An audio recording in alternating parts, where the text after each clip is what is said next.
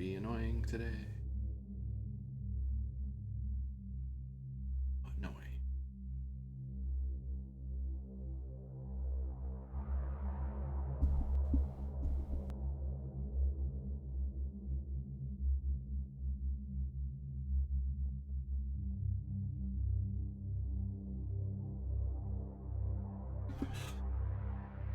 Oh,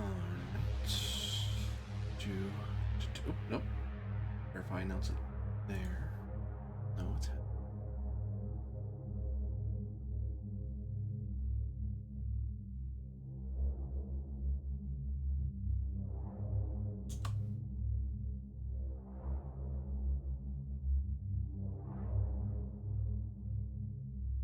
I wonder. There we go.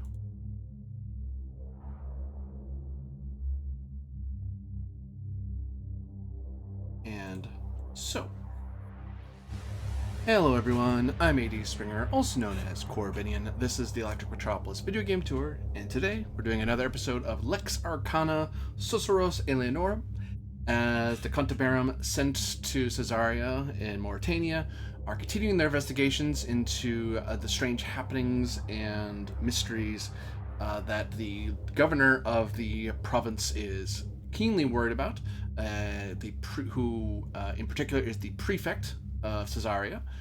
And last we left off, they had been in the company of a dying man, saved him from certain death, but he is still on death's door, so they're taking him somewhere, hopefully, to save his life. One hopes, anyway. Pull them over, that'd be great. There we go.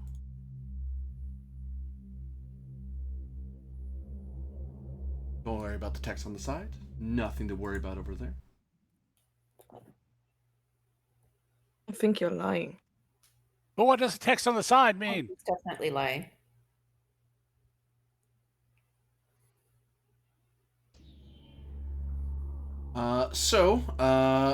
To the surprised onlookers watching these three people and rush away a person into the House of the Painted Comet, a local inn, they carry him inside, and somehow I got rid of that road. I don't know how I did that, but no matter. And the inn kind of becomes a flurry of activity as people start standing up and looking over and just seeing this guy kind of limp in your arms, kind of carried in. Alias Ferrinius, the innkeeper, walks around his counter and goes, "What's this about? What's going on?" This man is hurt. Move out of the way. We've heard there's a healer here. Quickly, get him. "Are you sure?" he says with an even look. Is there one among you who can heal this man? What is your hesitation, innkeeper? You may give me a roll of sensibilities. Sensibilities. Yeah, I'm thinking this guy's probably not from an approved cult.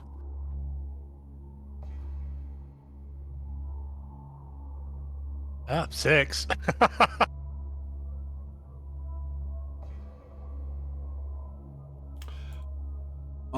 You aren't entirely sure what you read in the man's eyes.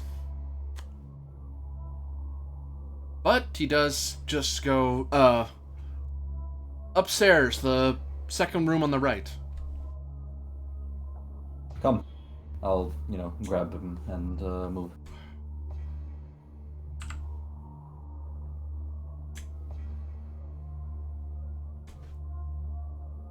And up you carry him up the narrow staircase, much to the confusion of many.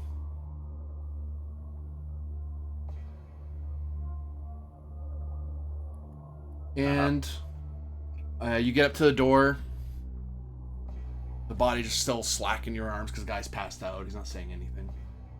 Right. Hammer on the door. Bang, bang, bang, bang, bang. We need a healer.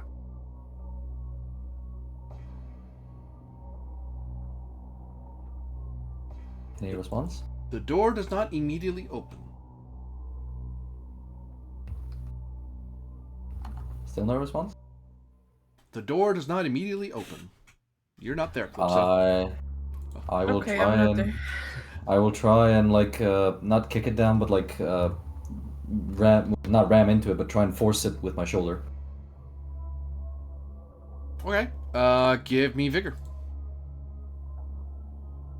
Vigor. Don't worry, Calypso. I'm gonna catch you up here in a moment. Don't worry. I just didn't want to do nothing. Well, you will do nothing. Nothing will be done.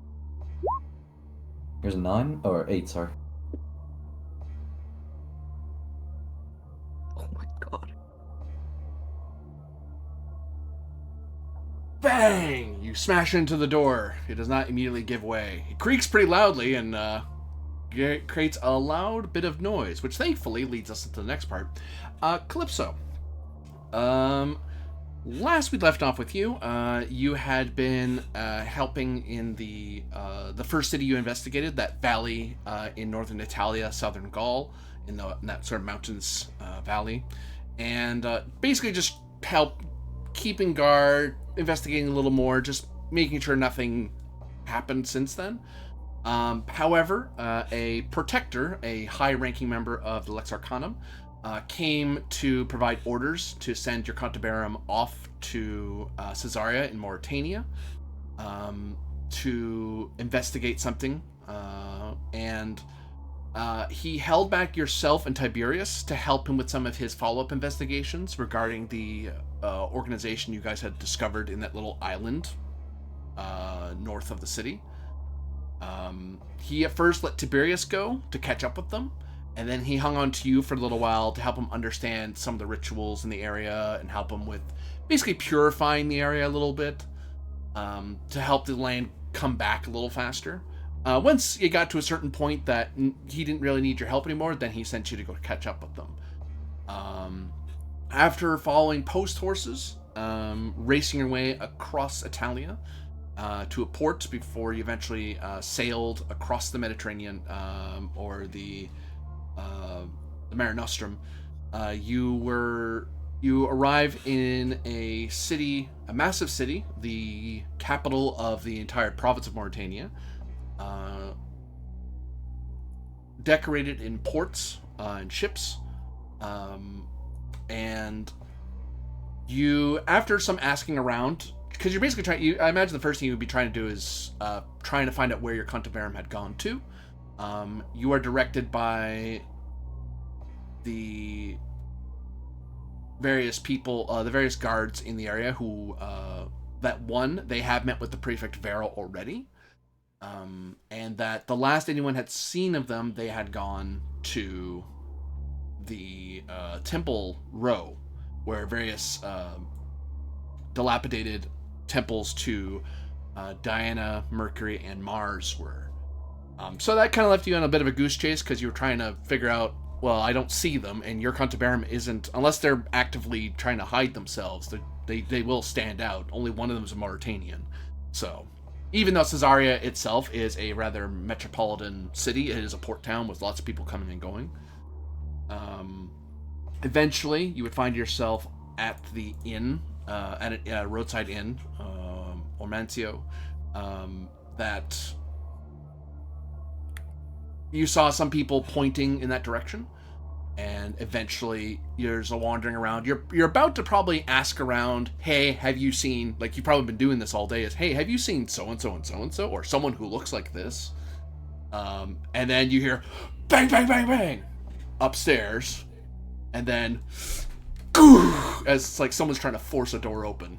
And that's when you're able to finally go upstairs, see what the commotion's about, and you see Corvus and Tiberius are holding a body in between them, Yulia kind of trailing after them as they're trying to force their way through a door. is incriminating.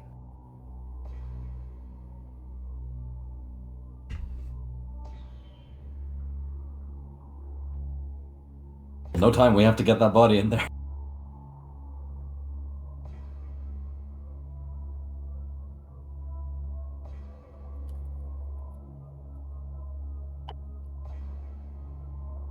Still no answer to our battering.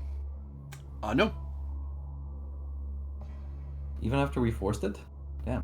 You attempted to force it and failed. Okay, then I'm kicking it down. Oh my god. You attempt to kick it down again. Vigor. Vigorously Vigor. kicking it down.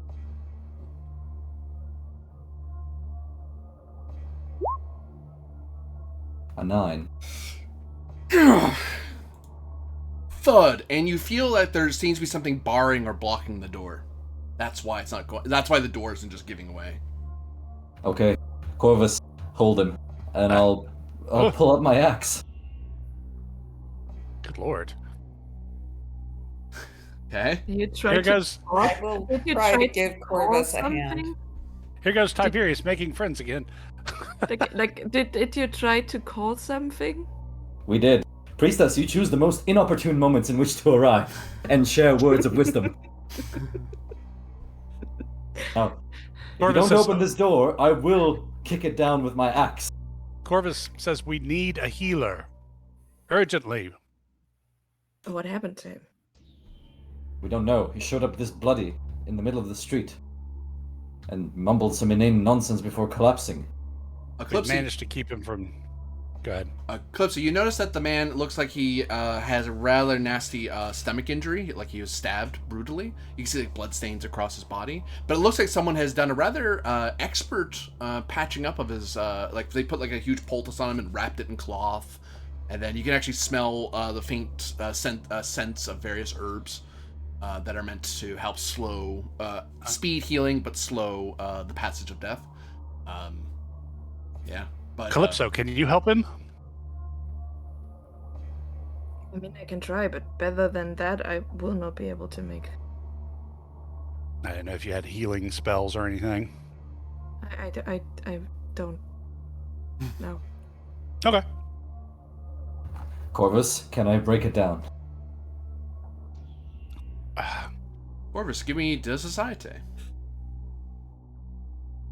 Because you called out you're the one that called out for him to open the door.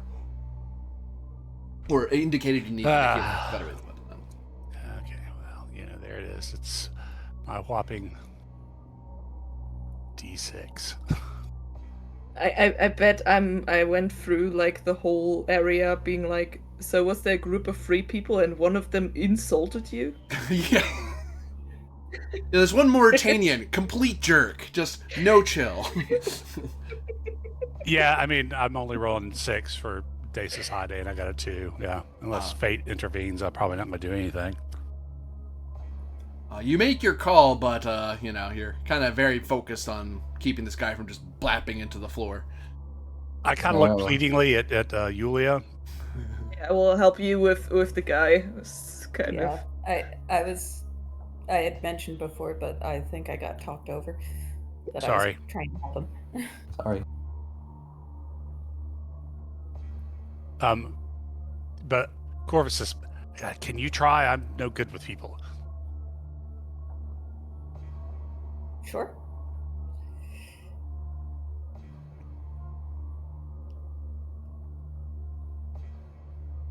People shimmy their way around.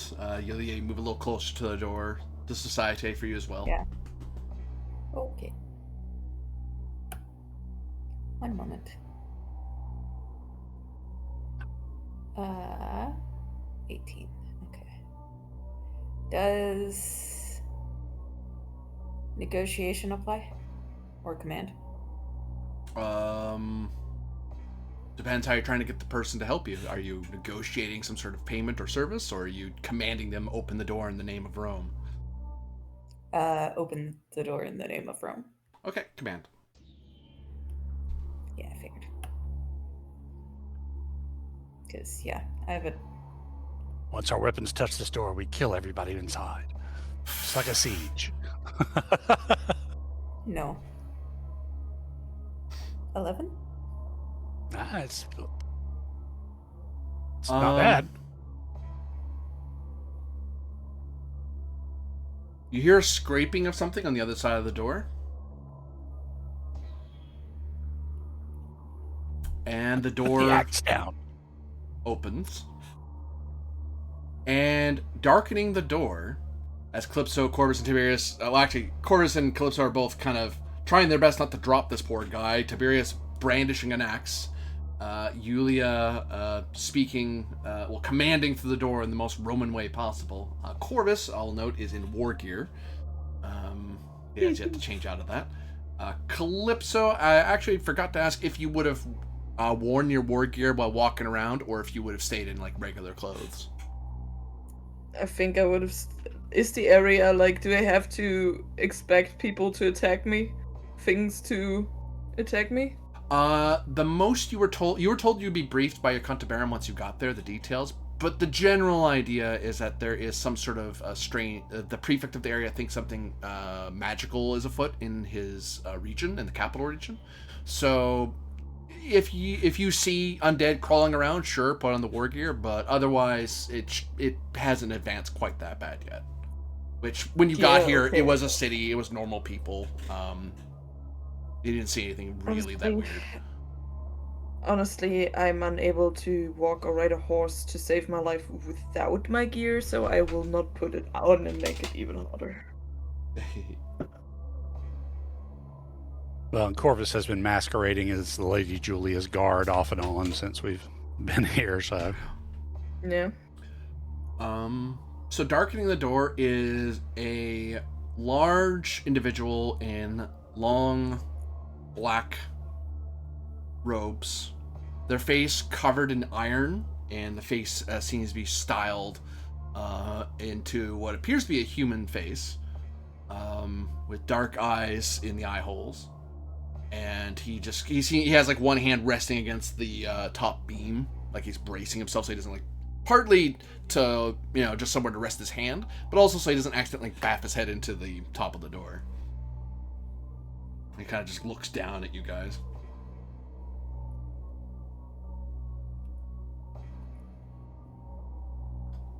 And he says something in Berber.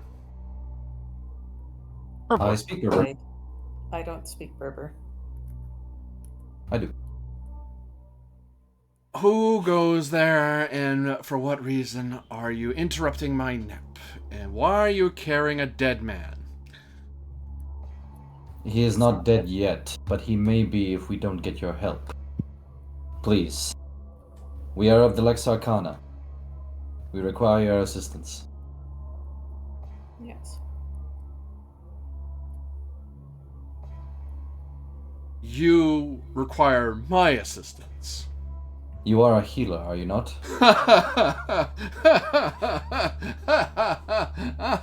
He walks away from the door, leaves the door open, and... I have a feeling his cult is not recognized by the Empire. Bring him inside. Let's go. We should tread warily. I know. This is why I'm still brandishing my axe. I will come in. You step into the room, Yulia, and I will ask you for a roll immediately. I will ask you for a roll of ratio. Ratio, you say? Ratio. Same with you, Tiberius, since you stepped in. Yeah, I do be stepping in. I guess Corvus and Calypso will help Yeah. try gently Well, carry that's this guy in.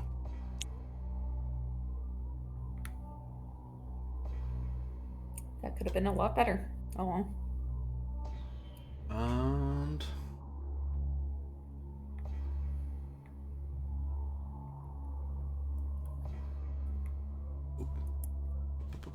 I need to actually roll a die. I forgot. That's how this works.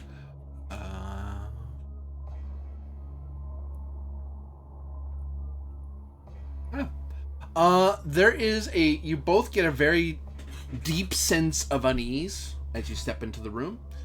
As you walk in, you see that this room, though once stately and well upholstered, as it were, or well furnished rather, it has now been turned into a room with blackened windows, like like black drapes over the window. Various surfaces are covered in a array of reds and violet and black cloth with various markings upon them, strange and alien to you.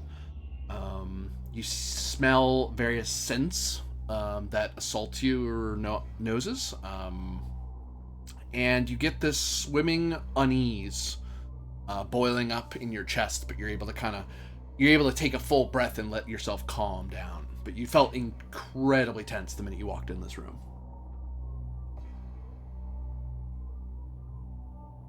And you see where once there may have been a bed and maybe a little table with chairs, you see what looks to be a large table covered in black cloth with various, and next to it an array of small knives and nails and reflective bronze and little, and then next to that is like a little apothecary's like grinder set.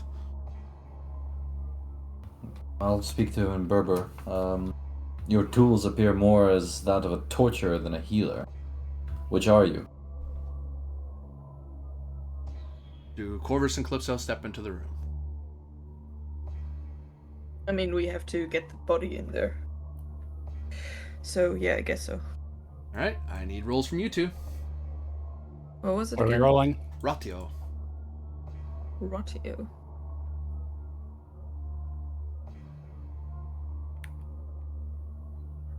Oh, well. I'm rolling terrible. Yeah, you get that sense of unease in your chest as well. Although in your cases, both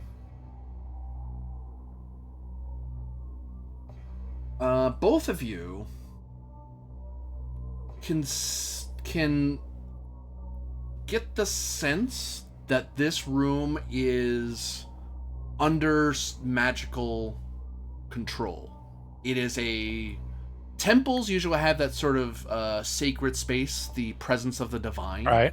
This has that, but it's not one that you are familiar with, and it's you can feel its presence kind of dominating the room, and all the little markings are ways that kind of almost like it's drawing its attention to you. You feel like you're being watched and examined. The body and soul needs to be tortured to remember the light of life, he says in Berber. Set him on the table and I shall heal this wounded soul. I'll tell to Corvus and Calypso. Set him on that table over there. Okay. Since we don't understand what that guy just said, that was horrific. Yeah. I'll tell him in Berber. Listen, whatever you are, we do not wish him dead. He has crucial information which could help us. Of course. You touch so much as a single hair out of his head out of place, and your head will roll on this floor, old man. Then I shall not touch him one bit, for you cannot heal that which you cannot touch. What I meant to say was, do not harm him more than he already is. Heal him. Harm is to heal. You do not know your medicine, so will you let me do Then my make work, sure- or shall he die? Make sure he does not take his last breath on your table. Fine, get him off my table. Will you let me work or not? Work, old man, and make it fast. Okay, I have zero chance of pulling this off with my rolls, but is there a way I can kind of lean on my connection with Diana to see if, we're about to do or allow this guy to do something really forbidden? De magia. Yeah, I that's wanted what to thought. ask if I can, like, with what he's saying. Okay, I don't know what he's saying technically. Fuck it. But you see the But room. just There's a roll here. Yeah, just from the room and all, I would like to Yeah. see if I can get a grip on what that fucking hell is. Imperial cults, since I'm reaching out to Diana, he said Uh, with a question mark. unfortunately, this man does not follow the Imperial cult, so that knowledge does not help. Fair enough. Fair enough. Worth I'm asking, though. glad Because the for all you know, he could be glad like a that- Hades worshiper or something, or a Hecate or whatever. Could be relevant. I see how we're rolling these days. Look at me go.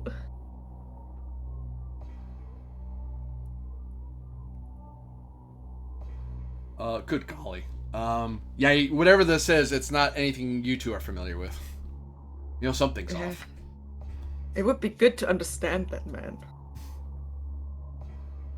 All right. He claps his hands together, and you see dust and sparkle come away from his hands. And then he reaches down to the variety of knives at his table side. He snatches one off with almost theatrical flair. And with his other hand... yeah? Corvus will draw his sword and point it at the guy. Hold, I say in Latin. You may wish to tell him that his friend will die if I cannot work, he says in Berber to Tiberius. The man will die, he says, if he does not work. What seems to be the issue, Corvus? Is it heresy because we can take his head off later and charge him for it? Ask him what gods protect this space. What gods protect this space, old man? Why, the violet fire, of course, in all its glory and grandeur. Mentioned something about a violet fire. Then ask him where his mirrors are and why he shuns the light. Where are your mirrors, old man? Why do you shun the warm embrace of light? And you're in combat. Oh my god! As he's about to take a swing at Tiberius with his very, very sharp scalpel. Oh, he's more than welcome that to. was sudden. Alright. He was perfectly willing to help the Lex Arcana, who are like, yeah, help us heal a dude. Sure. We're gonna accuse you of stuff. Well, now I'm gonna kill you. I'm the one making friends here? Hell yeah. I mean, I don't know. He might be fine, but everything about this room is off, and then he doesn't seem to really be a follower of the Violet Flame. Hey, Calypso, they haven't had one fight the whole time here. This is the first time I've had a fight, just in time for you to get Why back. do you guys wait for fucking me? They've been so I'm nice. so bad at combat. So secretive and very investigative and stuff. The minute you get back, Calypso's here. Now we fight. It's just the way life is. What can you... Nothing about my combat ability changed. Amazing. Just brilliant. Now, been a hot minute Because since the I've been- Violet... If the Priest of Jupiter is to be believed, the Violet Light is tolerated. But this guy's thing doesn't match anything else we were told about how that works. Alright, so this becomes an opposed debello. So everyone roll debello, see which side acts first.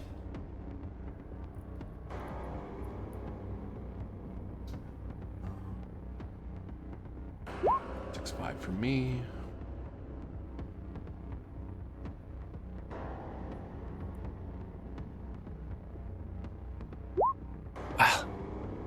Okay, my roller is messed up. Try that again. I mean, that's not really messed up. Yeah, sometimes it's letting me put the dice options in, and sometimes it's not. I mean, I'll stick Oh. with that, but it's just, yeah.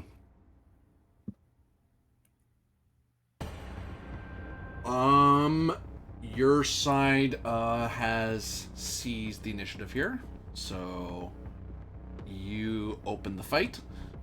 You see him doing hostile intent, and then you're responding faster than he is.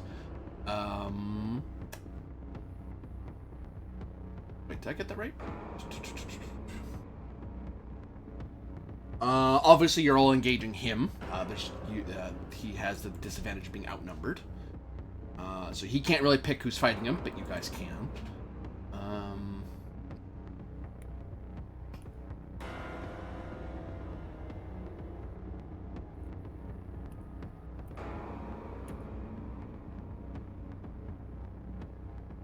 If you want to hang back, you can choose to. So whoever wants to hang back and not be in this guy's swing range, you can choose at this point to go, nope, I'm staying in the back row. I'm not getting into the melee to fight him. My only thing would have been to, like, get the body of the table away from that, or get the table away from it, or whatever, and get out. I don't want to be in there. You'll be able to back off. Does anyone else wish to back off, or does anyone want to be in the front row and fighting him? I will be in the front row. Okay, so Tiberius I'm- will fight him. Well, yeah, I've been being made fun of for wearing my war gear this entire time, so I'll just stay in the front row here in my war gear. Yulia? I'm good to stay in the front row. Okay, so... My DeBello's decent. No, the guy cannot attack Calypso even if he wanted to, and Calypso, it is... I don't think you lift him off the table easily, but I can imagine realistically you dragging him off the table and away from the fighting. Yes, she has some nurse grip techniques. Like, you know, probably stick your hands under his armpits and kind of just drag him down and away. Magic users to the rear! Alright, so, way to combatant is engaged in melee with multiple opponents. Close combat resolves using standard rules. He has to face you all at once. In that Tempest, a number of opposed rolls equal to the number of characters enjoying the advantage is resolved. The order of rolls determined by the side enjoying the advantage.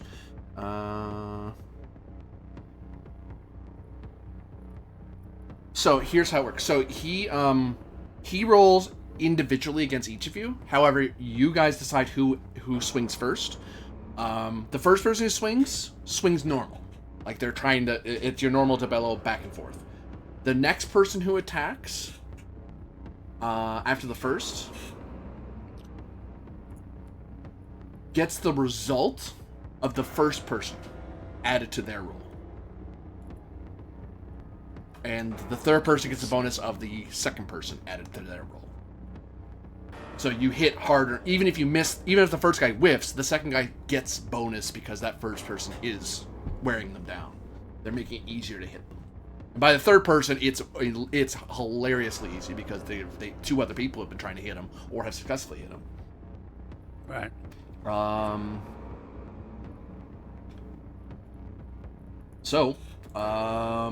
That said, Calypso, if you have any ranged weapons, you can take them out to attack because you are in volley range. You're far enough away that he can't really stop you from attacking him. But you guys decide together who's attacking him. You get initial volley because you are in volley range, so he can't counter volley. You're unchallenged in that regard. I mean, I think they have it under control, and I will look that guy is fine and doesn't die further. Very good. All right, who's swinging at the guy first? I'm guessing I am, right? Because my DeBello is pretty high. You guys can have an easier time then. Yeah, sure. Yeah, let's do it. Here's a question for you. Can I swing with the blunt end of my axe, not the sharp end?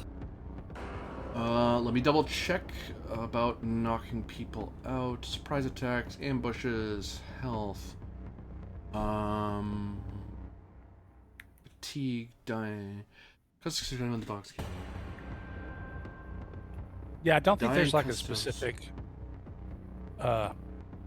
non-lethal attack for him, but there's something about like you can reduce somebody to 0 and it doesn't necessarily kill them or something. So,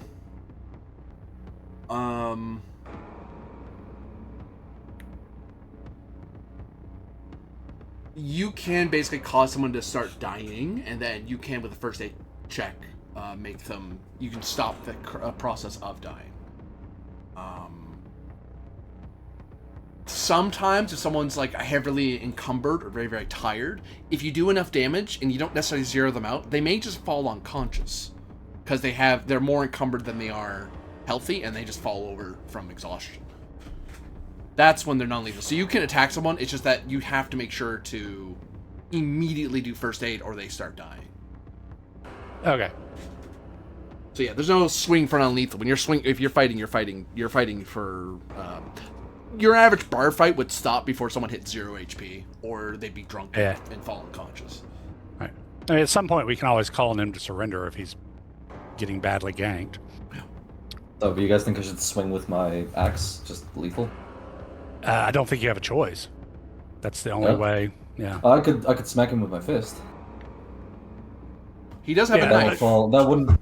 Right, that wouldn't fall under the bellow, that would fall under the corpora. If push comes to shove, we can read out of his intestines. Yeah. I mean, you're right there. Okay, we're swinging. That's all I needed to hear.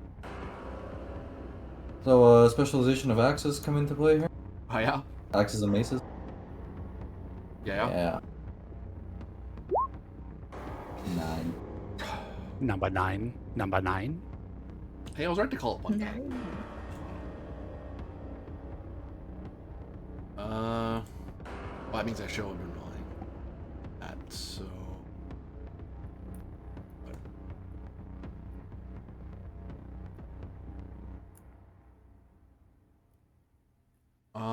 You got more than he did. You beat him by 1, so you do your damage multiplier times 1. That's just 11. 11 dice, yeah, coming in.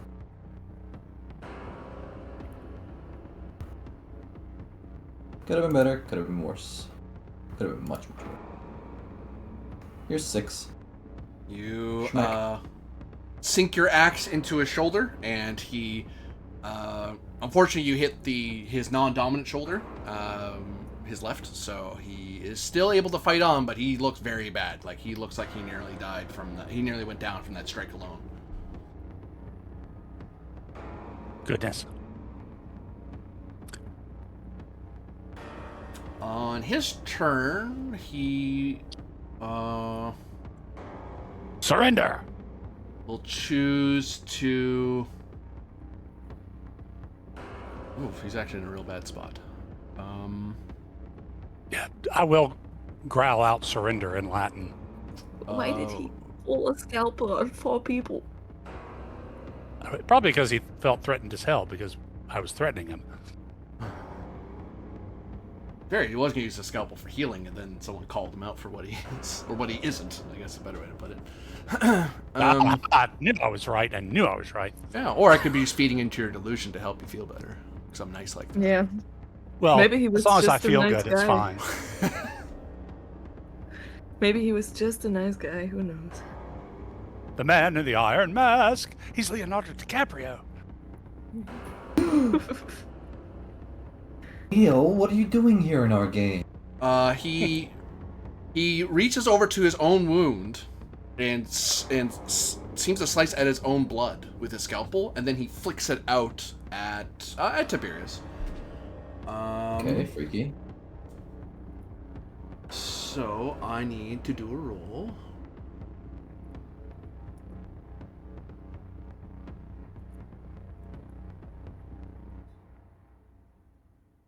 That,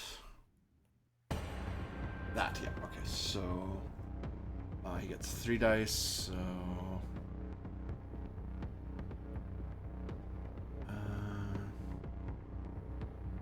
this may be the reason the innkeeper was afraid too. oh, Yeah. well, he succeeded, but not as much as he wanted.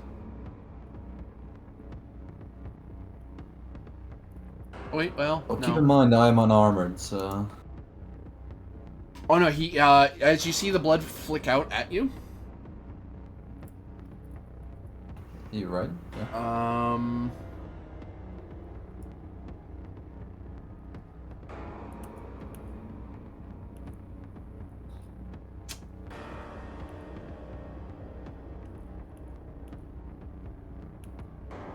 Oh, right. Duh. I'm doing this backwards. He beat his number by how much? He beat it by that much. So it is time to. Okay. I understand. I get how you work, game. Okay. Tiberius, you lose 7 pietas. Oh my goodness. Oh, goodness. And his Okay. wounds heal before your eyes. Well, son of a gun. Goes to you guys. I guess I will go. So what do I add? Am I adding some number to my dice pool, or? So you do your roll as normal, but you add what Tiberius got on his roll. So when he rolled to hit the guy, it was a 9. It was 9. So you add 9 to your result. Okay, so 9 to the total. Okay, I do as an explorer. Is that what I am? Yeah. I have a Hunter of Men, so I can use Denatro with my Gladius. Okay. But I still get my sword bonus from DeBello. That gives me 18. Oh yeah, he'd have especially with his scalpel. Oh well, I'll calculate it now, but I should have did that earlier. It wouldn't have mattered. You beat it by so roll much. here. You beat it by so much. Let's do that. Huh. So 9, and I add 9 to that, so 18.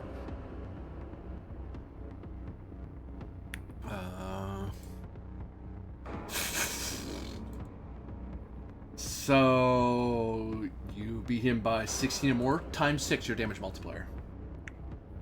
Okay, 6 times 6 is 36. Do I roll the dice, or is that a flat? You roll the I dice, roll yeah. 36. Okay, let's use the roll 40 and more. Okay. 36. All right, roll more than 20. Submit. Let's do that handful of dice. 23. He once had a head, and now he no longer does. As his, well, you can choose the lava. Actually, more accurately, you attack with your gladius and sink him through, straight in his chest, and he collapses to the ground, dying. Yeah. Or you can That's a lop up his column, head just- if you're 100% making sure he's dead. But it's up to you.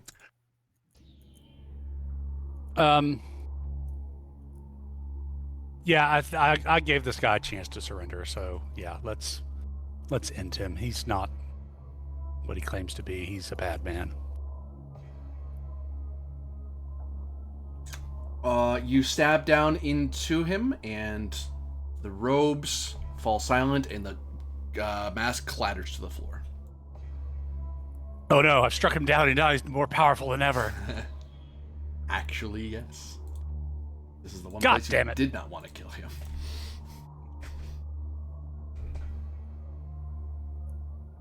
Sigh.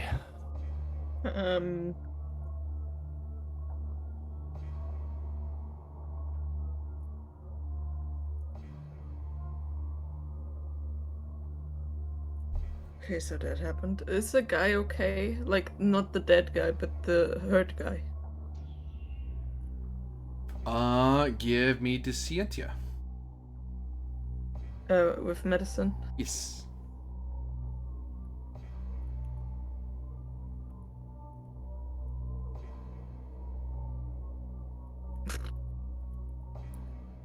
You're not really sure. Looks like he looks like a man who should be dead already from his wounds, but you still feel him breathing. So, mind you, maybe that's just the gases escaping from him in his final moments, his spiritus leaving him, his anima. I think we should get out of this room until we can find a priest or someone to cleanse it.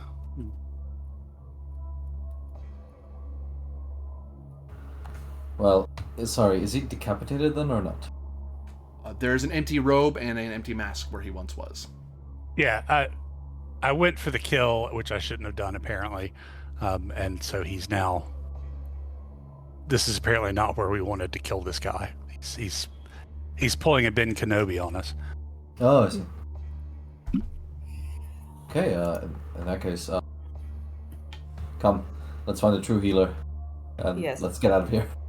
Agreed. Yes. I will let them carry that guy. So where would the true healer be? I ask.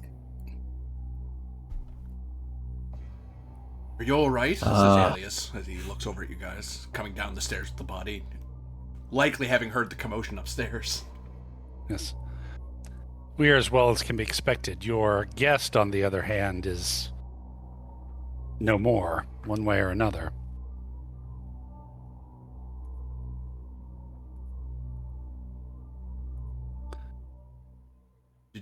Know you of a true healer? There's some in the city.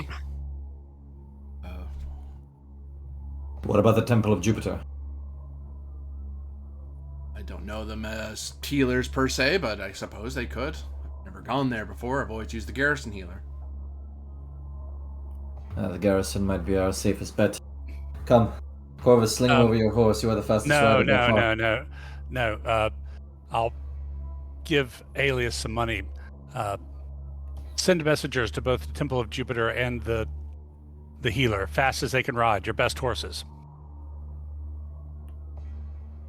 He nods and runs off to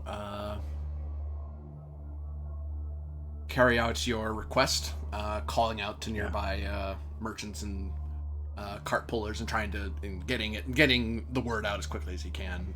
Sending a runner, eventually getting a runner to send at each the garrison and the temple. To his assistant or whoever wants while he's doing that. A room, quickly. A room is very quickly arranged for you as you're able to set this guy back down on a bed. Yeah. Corvus will look him over, make sure that my bandaging is holding decently. The Scientia.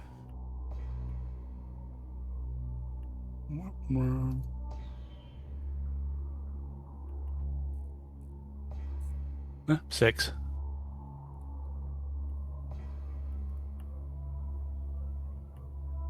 He is not getting better. He seems to be getting worse. All this moving around and being jolted really isn't good for him.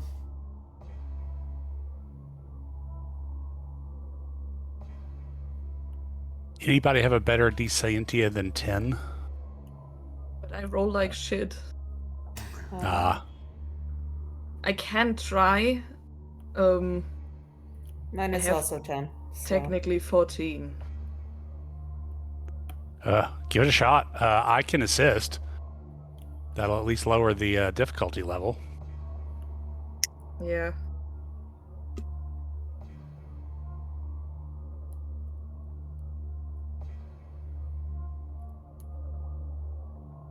You both do your best to hold him to this world. And Max. fate intervenes. Another one.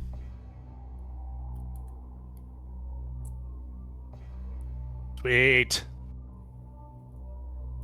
Roll that combo again. Sweet. 24. Yeah, you are able to, with a fine inspiration of medical science, are able, such as it is for the era, are able to improve upon the existing healing that Corvus did. Thankfully, moving him around really wasn't good for him, but the healing he was getting was helping him a little bit. You do get the sense that when he was in that room, he was oddly stable. It's like his wounds stopped progressing. But when you guys pulled him out of the room, it started getting worse again because you're moving a body around. And by the time that healers arrive, you've stabilized him such that he will not die. He will need long-term medical care, but he won't die anymore. Hooray! We've saved a sort of companion. Comrade. Did you... Was he like that when you found him? Yes, he came staggered, wounded to us. We managed to stabilize him briefly. But he told us some information, but then passed out. So,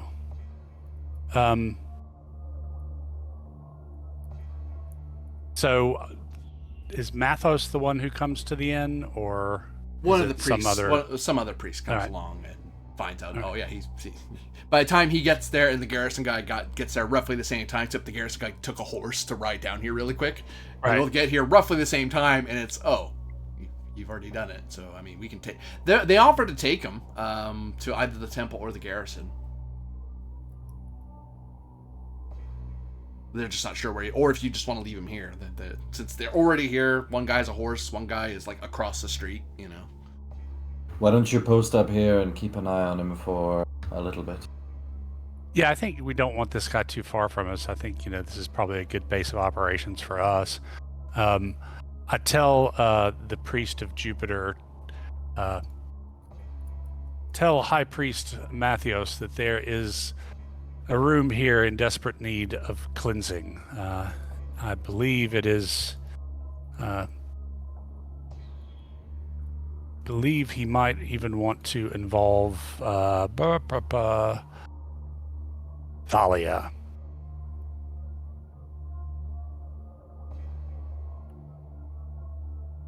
And I'll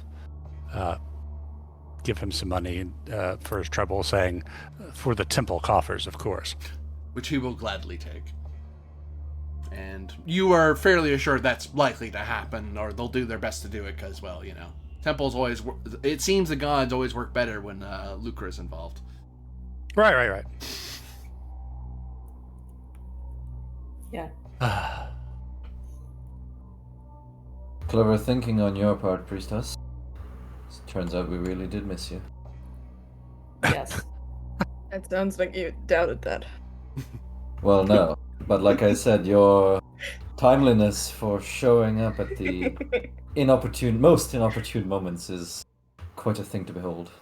I had to follow you guys for a whole fucking bit. Trace what you did. Well, consider us grateful for your support, I suppose, or at least me. Well, gets better and can tell more. I say we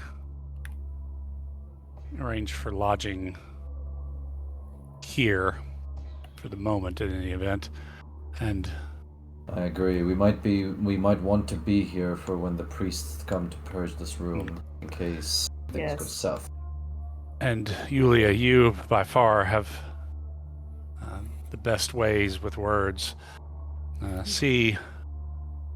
Maybe you could see if Alias is any more forthcoming now that this dark priest is, well, hopefully no longer. Yes. Absolutely.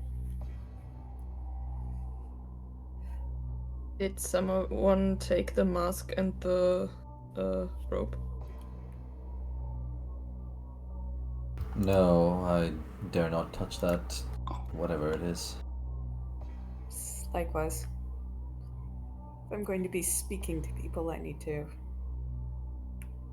Damn, I just want to know what it is. be distracted by it. I assume it is nothing good. I mean, you could check it out. Maybe I just wait for the priests and then go up with them and help them. There you go.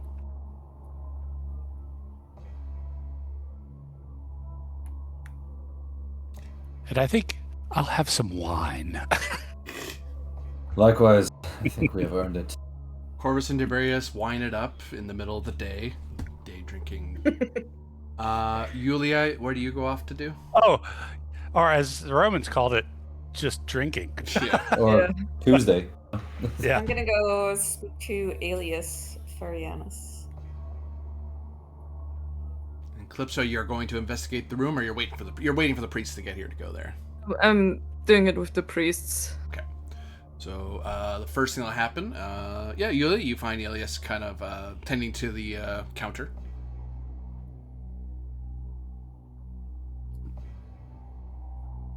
Hello. Hello. I'm glad everything turned out. I never thought he would, well, Some say that to touch a man in black robes like that is to get cursed, so I'm glad I don't see the curse on you or your fellows. We have become acquainted with curses in the past, but fortunately they did not last. How...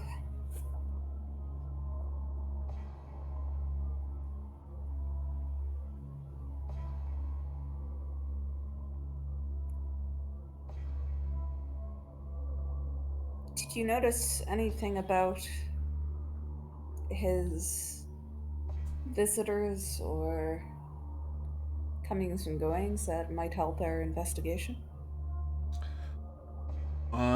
You may give me a roll to society. Cool. I will note the difficulty is lower because he is a loyal Roman citizen, so he's very likely to help you. So this is more checking how helpful he is. Does decorum apply? Not really. You outrank him, so it's actually the other way. If anything, he needs decorum to talk to you properly. So command applies then. Yeah. Nice. That works too. Because he's not a serving legionnaire currently, so you actually outrank him in that regard. Just by the Not fact bad. that you're serving. Yeah, so... Well... with all honesty, good patrician, there's lots of healers in Caesarea, and we have people from all over, well-learned people. The garrison healers, of course, the temple healers. And even on Temple Row, there was healers in each of them. There's even one all the way in the watchtower, along at the end of the road. But, best of them was that man up there, the Veiled Surgeon. He's what the locals call a manipulator of tongues.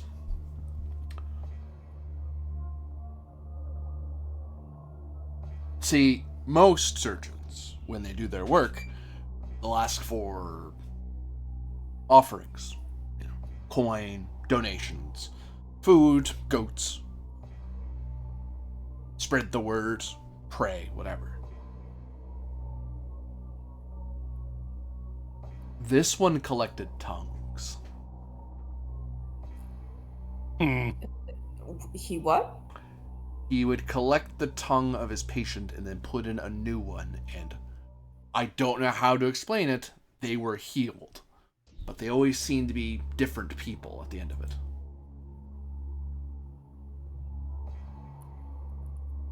They would remember things that they never remembered before, forget things they always knew. But no matter your ailment, he could heal you. And I believe in the Roman gods. And I believe in their power.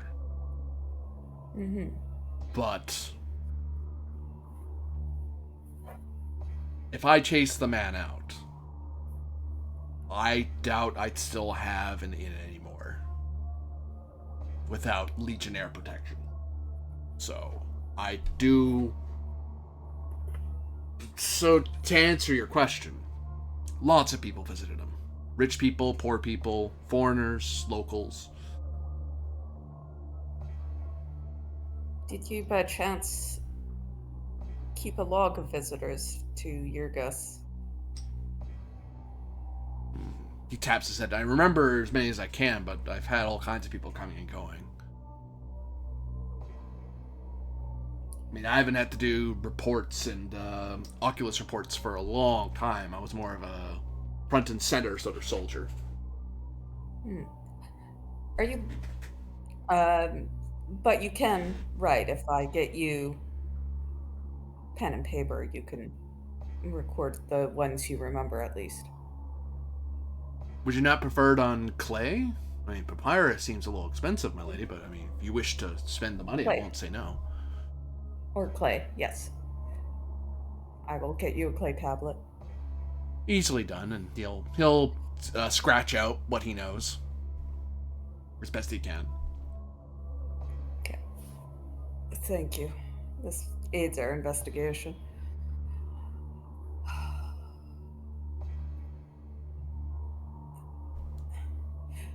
My other question for you would be,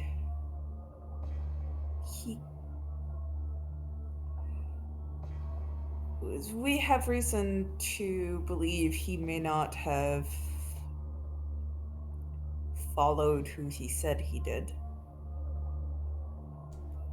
At this point, you guys notice a trio of priests walking through the main area and heading upstairs. An old priest and a young priest. Okay. I will continue my Heavily conversation. Not quite since... priest. Yeah.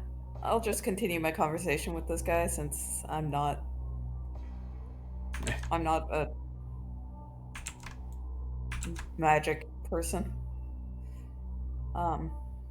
Did he ever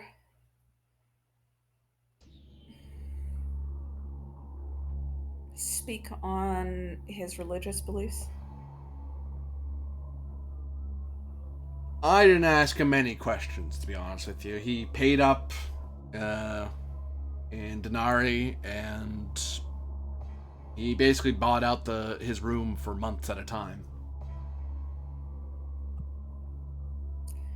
Where did he come by this money if he never asked for offerings or payment? That I do not know. Good denarii, though. Had its weight.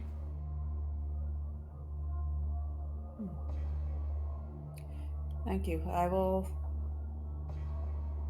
May I come back to speak to you again if we have other questions?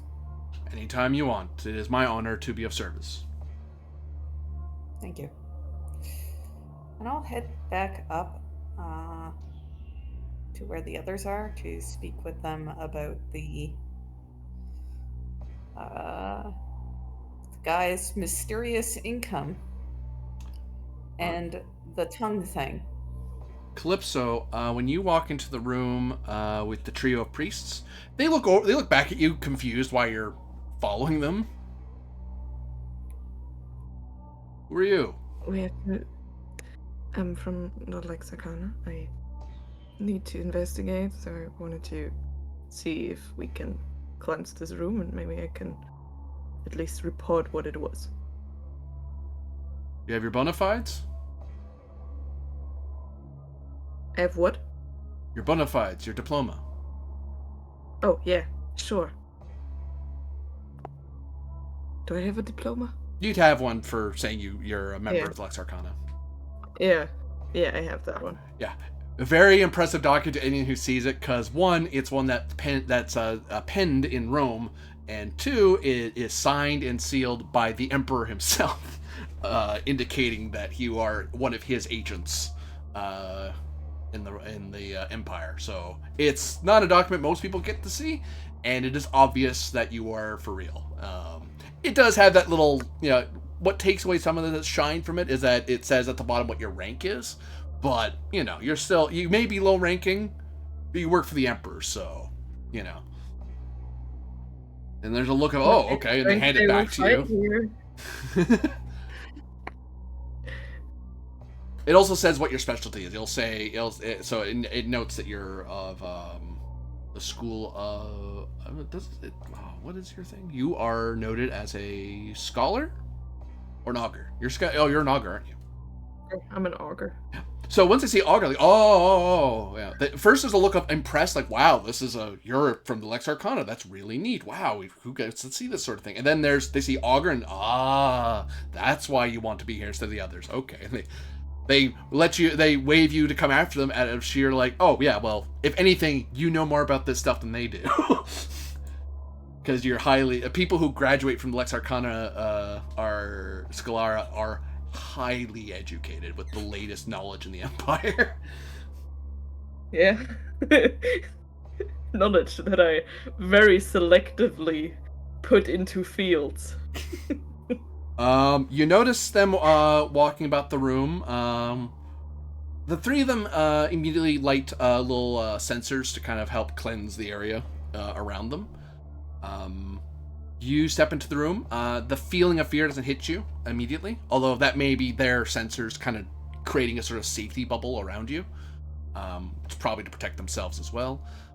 You notice that the mask and cloak are no longer here.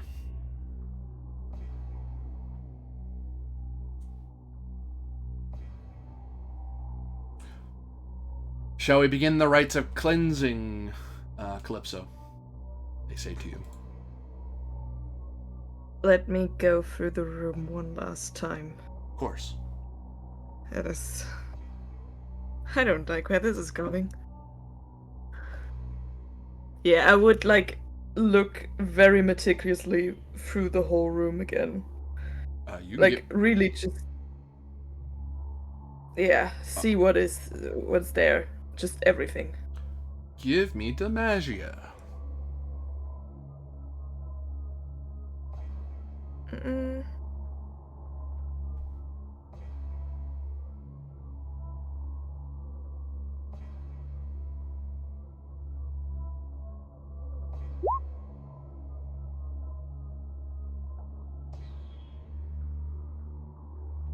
You investigate the room.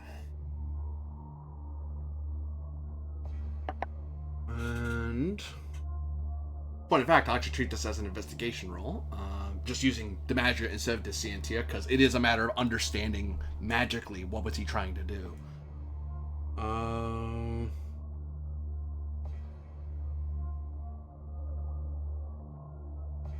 Thankfully, the difficulty number is pretty low, 6. So you rolled 13, so 3 successes were generated from that. How many did you need? Is the question.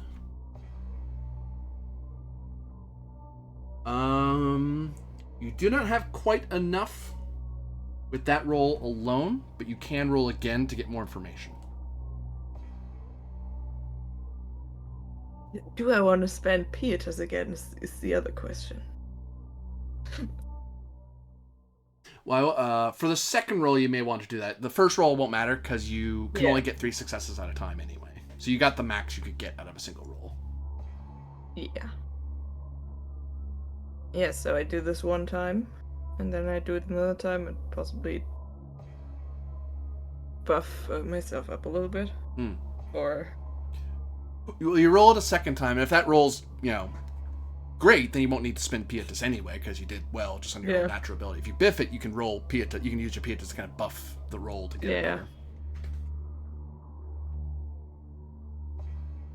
Well, that's 12. Yep, that's enough. That should... that be another 3, which puts you into 6. Yeah, so on your own, as you investigate the room, it would seem that this room, it is a ritual room where one pulls upon the forces of beyond in the underworld and in the Pale of Death, and through that method you're able to kind of this room kind of seals away or contains that dark energy into this space, so it kind of traps that death energy into the room, which normally is very deadly. If you screw it up, you basically are speeding up your own death and inviting the various spirits and undead or even gods in the beyond to come and get you. But this place is sort of like a containment area, a shielded area. So if the person was to die, their spirit doesn't quite leave. It kind of ends up floating around in the room, and then it freezes the body's natural ability to just decay and die, because the decay of the body is the death of various parts of the body. So this basically slows death down to a crawl, which on the one hand, that's very helpful. That makes healing easier. You can take your time. Even if you screw up, it's not that big a deal. As long as they stay in this room and no one disrupts what this room does, people can't die in this room.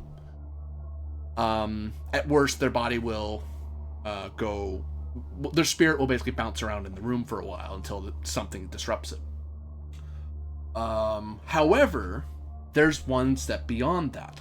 You notice that this room, the other half of trapping a spirit is that you don't allow the spirit to move on to the gods, even foreign gods. They can't even wander the world. So on the one hand, you're preventing undead. On the other hand, they can never pass on. So there's this, this person could put them to the brink of death, like heal them just enough that they're about to die, and then, using the various instruments in the room, they could interrogate the spirit. And that's what the tongue taking out part is. That's for forcing them to talk to you through the tongue that you took out. And then when you do that, you can learn anything you want, because now you have a spirit that's completely at your whim. You know how you, in some rituals, you could summon a demon and force it to do stuff for you, or summon some other spirit and get them to do something for you. This is doing this to a living person and trapping them in the world of the dead, and then forcing them to tell you stuff. And you can keep questioning that tongue later. Even though you send the person away, their memories, part of their animus, is still stuck in the tongue. For the tongue is the extension of your ability to speak, ergo, it is the extension of your ability to express yourself. The other tongue you swaps in whoever's tongue that was, it swaps in their set of memories. So you end up having people who have two sets of memories. So when he puts in new tongues, these people remember somebody else's life. Not all of it, but a significant amount. So you have very disoriented people.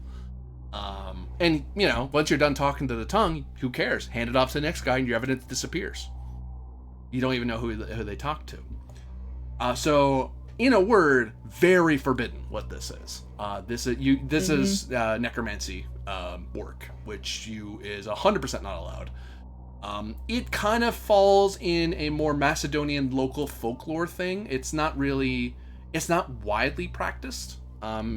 And you only learned of it because you studied it a lot back in the Scalara. As one of those, hey, by the way, here's a version of necromancy that's only found in Macedonia. It's a perversion of the Violet Flame cult, where people believe in a purifying flame that exists at night that can cleanse the world of evil. These people hide from that light and then pervert. If the light cannot see you, you can do whatever you want, is the expectation. So this is the forbidden part of the Violet Flame cult. Okay.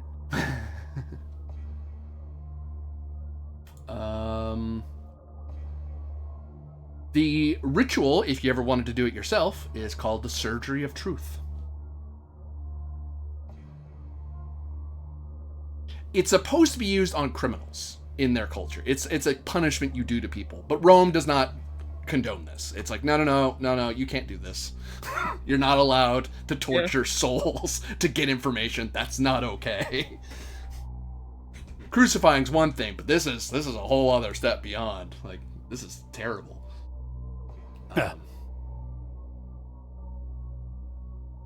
Okay. At least the people on crucifixions die eventually. So did the priests manage to cleanse the room? I had to reboot there. They're waiting for Calypso to say so. Calypso kind of wandered around the room investigating all the various knickknacks and cloth, trying to figure out what the room was for. Cool. Yeah. Oh, one last thing. The mask and robe were part of the surgeon's tools. Because you rolled so well, I'll tell you that his spirit is in the room somewhere. It's just you can't see it right now.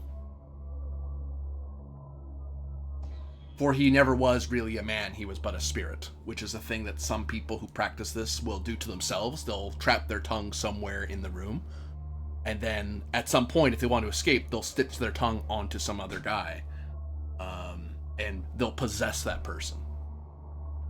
Okay, so we need to find a fucking tongue in this room. And there's quite a few in here. I look at the priests. Yeah, they look at you. Burn them! It's very, very, like, oh my god, do I really have to say that look? I'd be like, So we have to find every single tongue that he had in this room What? to really purify it. With fire. We'll swing back to Yulia interacting with Corvus and Tiberius.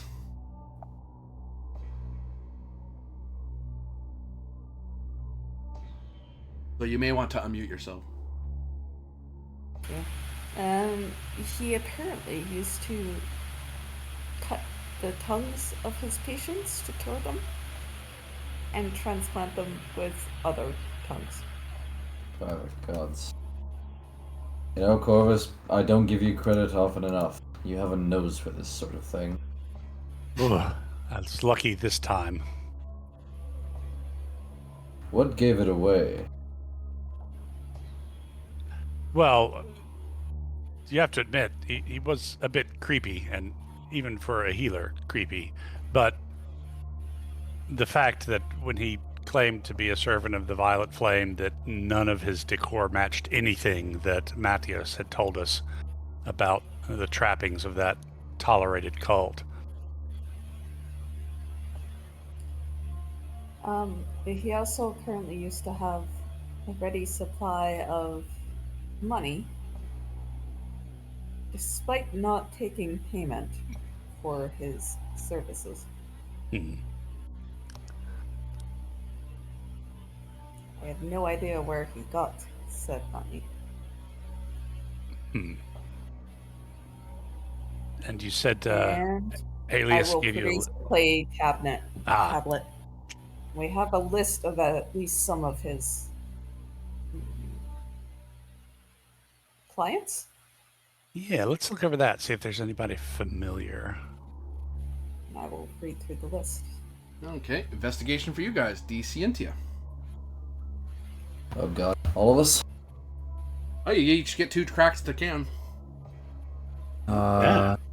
I've got 2 in investigation, so I can add that in. Hooray for me. Okay. Nice. You are looking... just roll. I'll tell you guys if you do roll or not. I'll roll 3 dice. That's all I got, you know.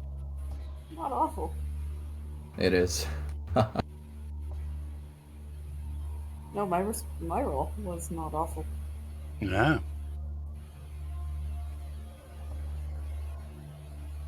Shockingly.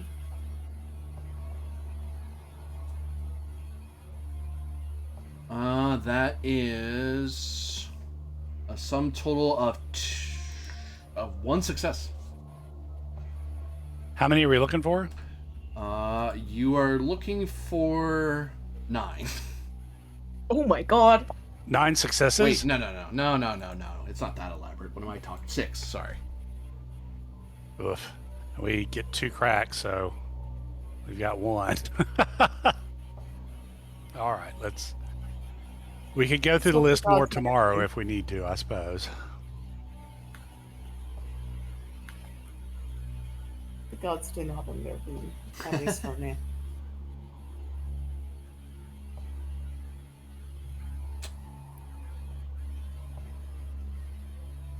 Versus rolling a 3, so the gods have to intervene for him. The fates have to intervene for him to do anything. Yeah, but a 33% chance for them to do so. It's true. Nope. the other 33%. Okay. Right, yeah. Calypso, you, as they are looking over the tablets and trying to figure things out, I will call upon you to give me a roll of sensibilities. Sensibilitas. You'll get +3 to the roll because you have 3 other people helping you look around. Thick.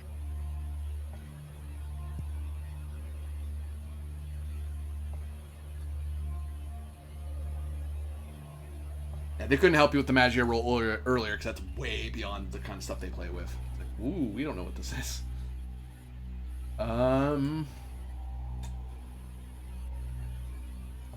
There are a lot of tongues. It's hard to say which one is his.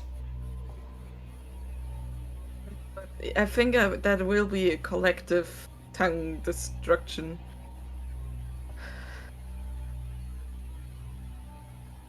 Because I don't want to look for the people that these tongues belong to before, and put them back in and swap them around and shit like that.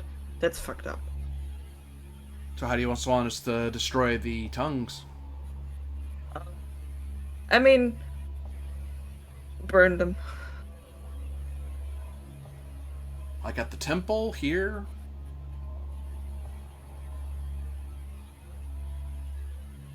Temple. Temple. All right. But we have to be certain that we have every fucking tongue. Okay. We'll start gathering these up then, and we're ready to take them to the temple, I suppose. Yes. As they look at the various amount of jars, and then it's like, oh dear God. Because you open up cabinets, it's like tongues, and more tongues, and more tongues, and more tongues. Anywhere except in this room, I would think. 'Cause that's just going to trap more souls there. Do you want to come with us to the temple while we burn them, or do you want to just check in with us later? I would like to come with you just to check if, hopefully, the signs are that it was one of his there. No, his. I hope he didn't have multiple. That would be. You may give me Ingenium. Ingenium. Ingenium. I have to roll against you. I have to try to trick you.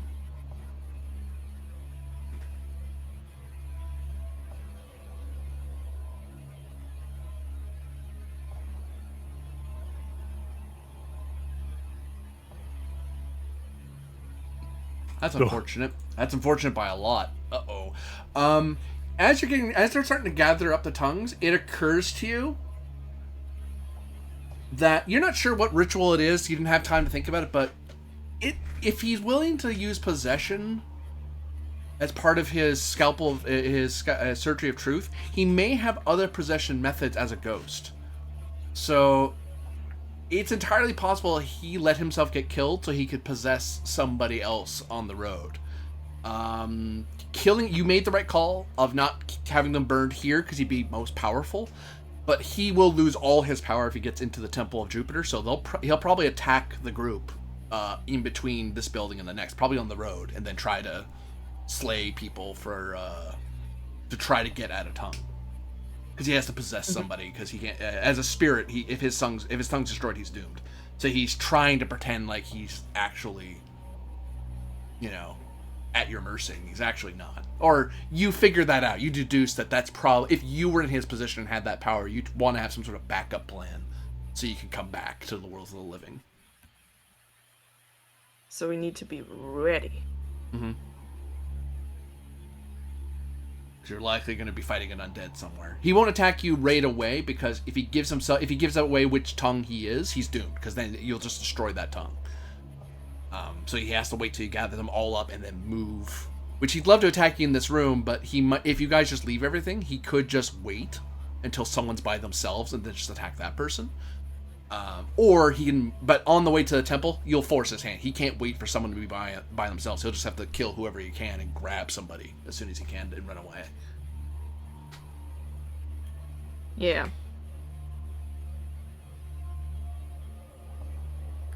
So they gather up the jars. They don't know that they haven't deduced what you've deduced. I would call out to the others, not leaving the room and keeping an eye on the people and the room. Yeah, just down the hall, you hear Calypso calling out as you're going through all the... There's so many of these. This guy looks like this, with this kind of clothes. This guy likes this kind of wine. This guy likes chicken legs. This guy smells like a Gallian. This guy, Did we get any hits on the second kick at the can? Not a one. Okay, so difficulty's 9. Yep. And we got 1 of 6 hit so far.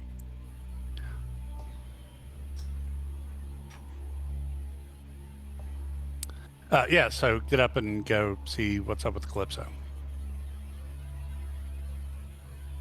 I'll give you the complete rundown. gods. It seems like the priests will be in need of assistance.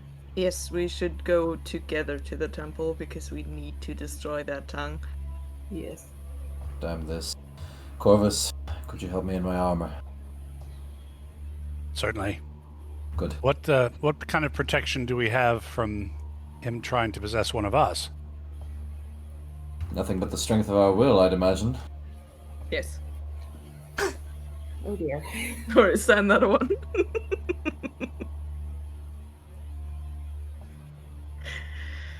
Come on, Augur. Is there another one? Jim, that's a question for you, I think. What was the question? Yeah. Sorry. Is there another way to, apart from the strength of our wills, to keep a spirit from possessing you? Give me DiMaggio.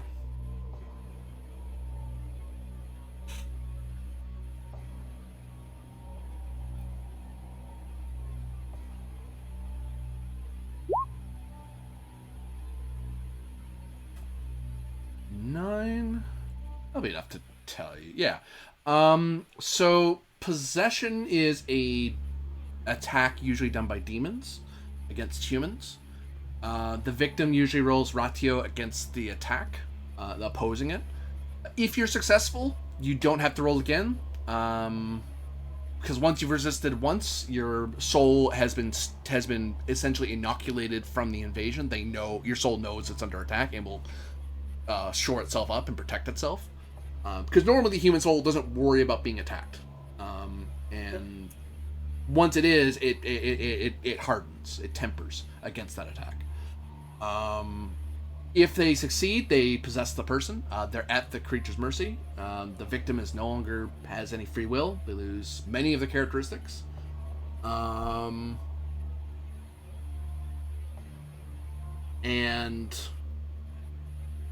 surely, if this is, thankfully though, whatever this guy's doing, given how quickly he went down, he likely isn't a demon. Like, he doesn't have demonic strength. He was just a person. So normally, if a demon possesses a body, it gets demonic strength. It gets the power of the demon.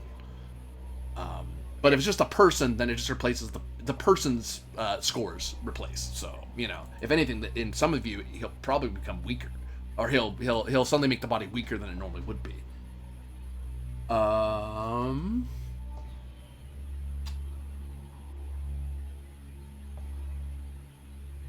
If they make you act in a way that's against your nature or in a way as to endanger your life, you get another ratio attempt to free yourself. If you do, you are able to push them out.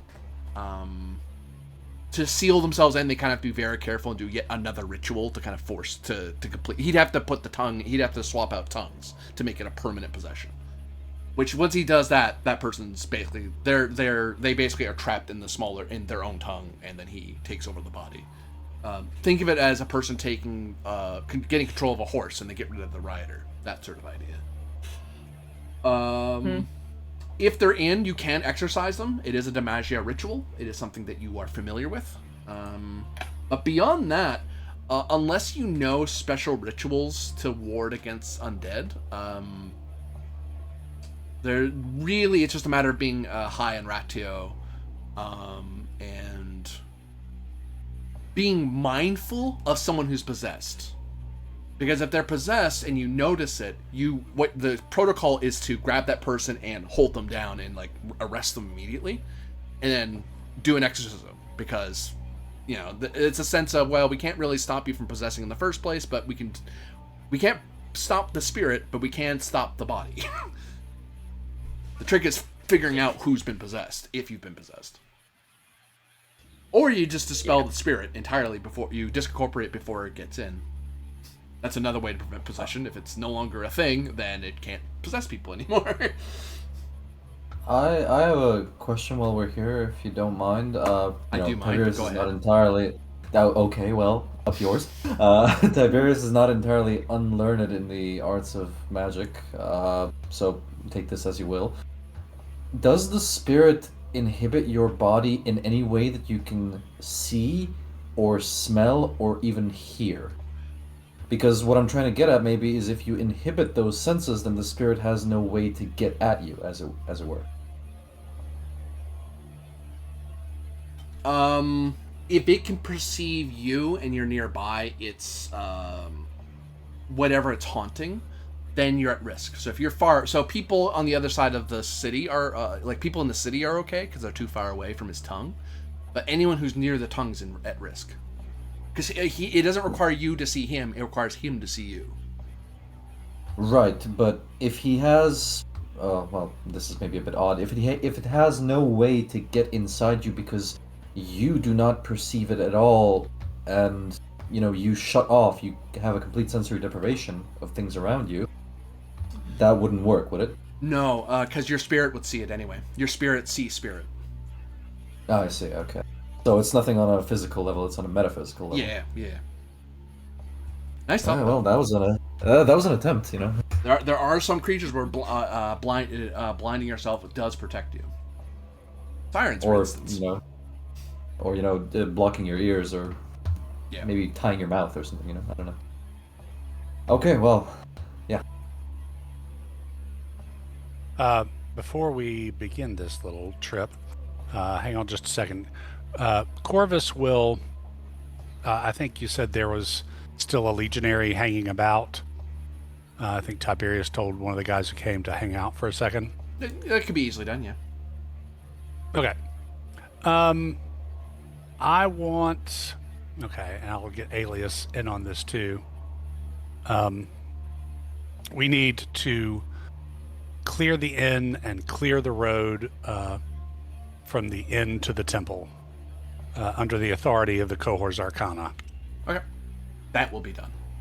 You are because you've you've presented yourself to the Prefect Varro and present yourself again to the Tribune Verena. It is your authority has weight, therefore they will. Actually, some of Verena's own people will come over to help clear the road and isolate the area. Anything to get out of cleaning the temples. Yeah. Besides, in her words, they will report later. They could always come back and finish the job later. Ha. Because it's going to be finished eventually. Yeah. So let's, reduce. Thomas, you have good eyes, right? And a good sense of feeling and shit. You're always right. Can you please take another look if we found all the tongues? Or if he hid some of them somewhere else? Yeah, sure. What's the role there? It is your mama. No, it is... Oh, I clicked. Foraging under Denatra? Looking for tongues. I'm looking for tongues. It is sensibilities. I mean, I'm okay there. Yeah, but you're as good as I am, so I want you to roll as well. I will offer, while he's rolling, I will offer to Calypso and Rafina if, I can help you put your armor on if we're going into battle. It's the same. Yeah, I mean... There's too many tongues. It's hard to tell one from another. Well, yeah, I was looking to make sure that all the tongues have been gathered, I think. Yeah, I can tell you you've found them all. Yeah, I can tell you that. I may be lying to you, Okay. but I can tell you that. Yeah, I don't believe you, that's the problem. Maybe 8's enough. Maybe that's all you need. The power of Diana compels you. The power of Diana compels you. Oh, you're throwing Pietas into this? I don't think... Is that how that works? I don't know how that works. It's your ability, you tell me. No, I mean, my only Indigitamentia that I have is a reroll on Denatra rolls. Then no, unfortunately. Yeah. Yeah, I mean, that's all I can do. Do Calypso That's and fine. Yulia don their war gear? Yes. So yeah, let's try and clear the road so we can at least limit the number of potential victims. Again, I am a holy tin can. Not a bad idea to have the priests who are accompanying us Yeah. do a chance or whatever of protection. If we know those things too, to do those same chants, God knows it might help. Gods know. Yeah. They'll be glad to do that. Unfortunately, they do have to kind of stick with you because they're also the ones carrying the many jars Right. of tongues. Yeah. But I mean, that's the only other thing I can think of, since there's not a ritual or anything to protect us that, Not that when you might know, help. yeah. Not when you know, Yeah, unfortunately. so. Yeah, I would also suggest to take them basically in our middle and not me being in their middle. That So that sounds we can good. protect them better. I mean, I think it's going to go for one of us, but, we'll see. Maybe. Oops. Yeah. Yes. Do you think I pissed it off enough? I don't know. Once we've... Do you think it's me or you? No, I think he would go for Tiberius. Because Obviously. Tiberius can hurt us a lot. I'd Yeah. say he'd go for who would ever have the lowest ratio, honestly. I mean, that's what I would go for if I could figure it out. That makes sense to me. But, so yeah, I think we get our shit together, we start our protective chants, and we do not dilly-dally on the road Yes. between here and the temple. Yes, I agree. And on your way, as you cross, as you leave the inn, and you start crossing the way, you see guards on either side of the road holding people back, blocking that road, essentially. Much to the confusion of many, the inn is emptied as you guys leave. Before you guys even leave, the place is just cleared out completely. Basically a corridor between this building, the street, and then the temple. It would seem like such a short walk.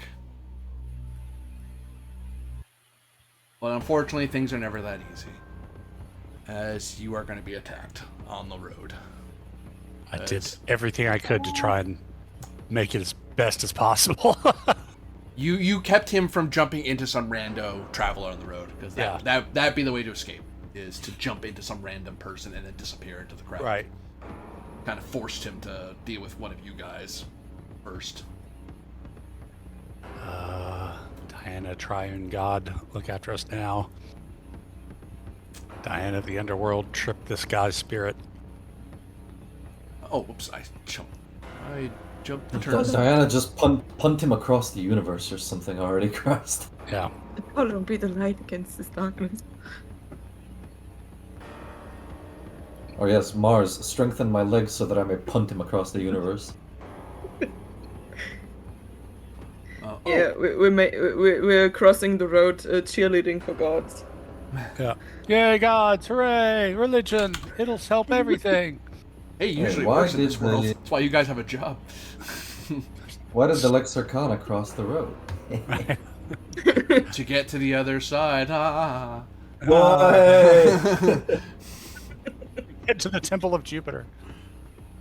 All right. So you're trying to guess when this guy is going to ambush you. You are alert and forewarned that you're going to be attacked. So you are looking for... All of you are to roll Sensibilitas. If somebody gets it, you're aiming for a number of 6. If at least one of you hits 6, you will not be surprised by the attack. You will see it. You will see something go wrong before battle. He doesn't get a free round of attacks, basically. Okay. Mix on my Here end. we go. Let's go. Woo! There we go. There you go. Okay, so yeah. That's one. Good. The evil spirit from out of one of the hands, you're not from one of the jars, you're not sure which one, a spirit will emerge, and it's basically an iron mask kind of forms in the middle of the air and kind of pours out like so much sand. It solidifies into hard iron, and then you see a cloak flow out as well and hang off of the mask, and you see it fluttering there, and you see a serrated bit of teeth where the mouthpiece is, and the dark orbs for eyes, but it is lacking a body. As this thing will want to attack you. Now, who attacks first is the question. He didn't get a surprise, so double check myself. Make sure I'm not cheating you guys or cheating him. Although his ambush, he was hoping for an ambush. You guys, if you hadn't got that sensibilitas earlier and caught on to his trick, he would have gotten a free attack. Actually, no, you still could get a roll to sensibilitas and catch him, but the diff's way higher because he basically he would have caught you off guard. I think it's like 12 or something ridiculous. Like, it's super high to catch somebody who caught you completely.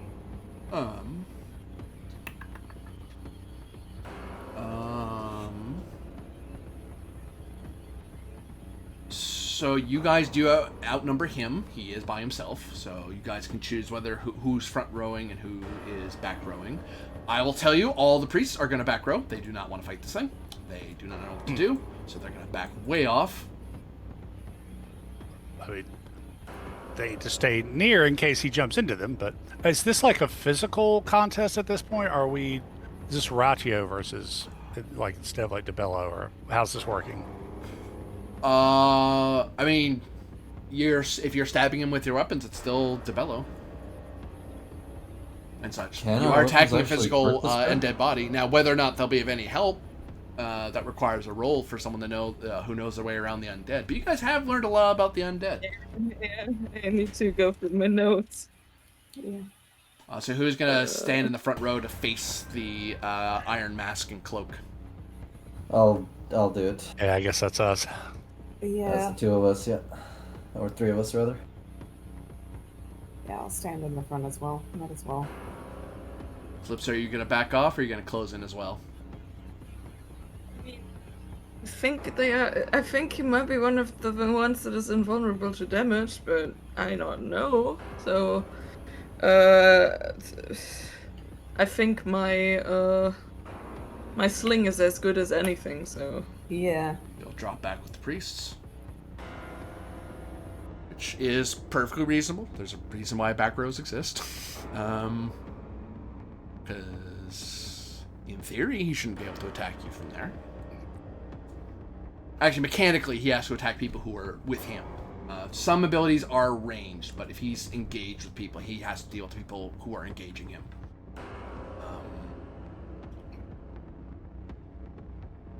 So...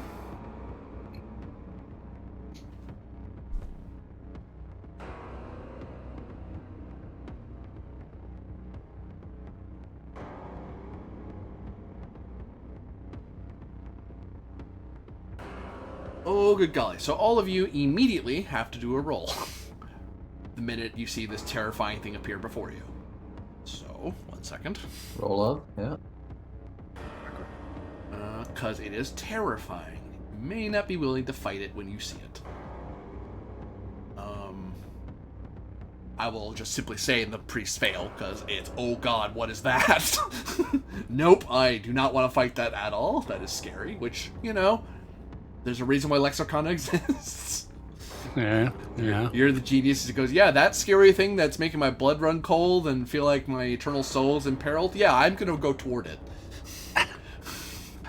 It's like the Legion taken to the nth degree. Oh, shit. All right, form up. Oh, wow, I went way too far. Way too far. Yes, you did. You should be ashamed. I should be, but, you know. Fucking blue nose. Oh, there it is. So you guys roll. It's probably Ratio, I'm guessing, but I'm going to make sure. It is, in fact, Ratio. Do not be frightened of this thing. Who could have guessed it? So everybody rolls Ratio. Wow, I rolled terrible. Ha! Don't roll 2 or 1. he's so scary. I had 2d8. Sarah said she'll be right back. I don't know if she's back yet. You could roll for her, maybe. Nah, her character just dies. Oh no. I think No. a lot of him being not as scary might be him just having a really bad day right now. Yeah. Yeah. Everyone's allowed to have bad days, even bad guys. Yeah, he's pretty scary, but then the back of his cloak got caught in his spiritual underwear, so it's kind of hanging up weird, and that kind of ruins the effect. Also, he's kind of not in the best mood because we were so mean to him. Yeah, because you figured him out, and now we're, You killed him, and I figured him out. Horrible. yeah. And now we're taking him to a place that will really crush him. I'll have to wait till she comes back because Yeah. Because there's a very unique decision of choosing your dice, and I'm not sure what dice pool she would, how much of a risk she's willing to take. Yeah, it's one of those. I mean, it is you a feel 3, so it's unlikely to happen, but still. So, you feel like messing around, do you? Let me introduce you to Jupiter Optimus Maximus. Or as we call him, Big Daddy Find Out. Oh, so we've already got our tickets to go see 28 Years tonight. So, Oh, great. Good. Let me know how it yeah, is. I'll let you know how it is.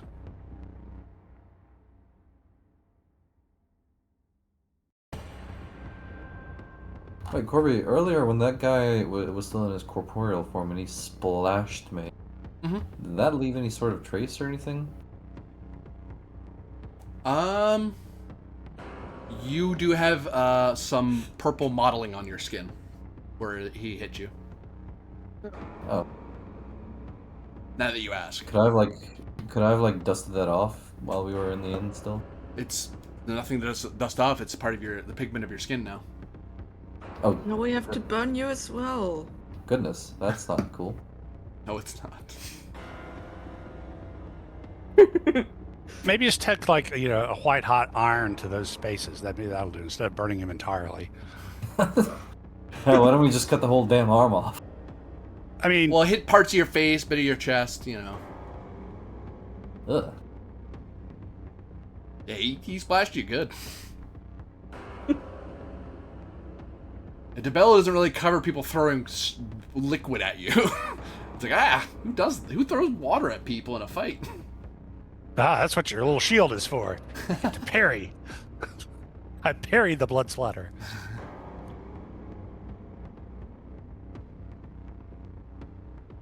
Oh, she has returned. Roll ratio and don't roll 2. Roll more than 2. Okay. Ideally, roll more than 3.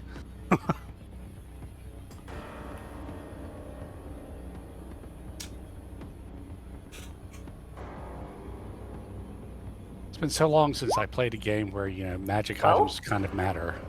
Yeah, that'll do. Yeah, you're good. So that just happened for seeing this thing being terrifying. I rolled a 3, so it's not all that scary.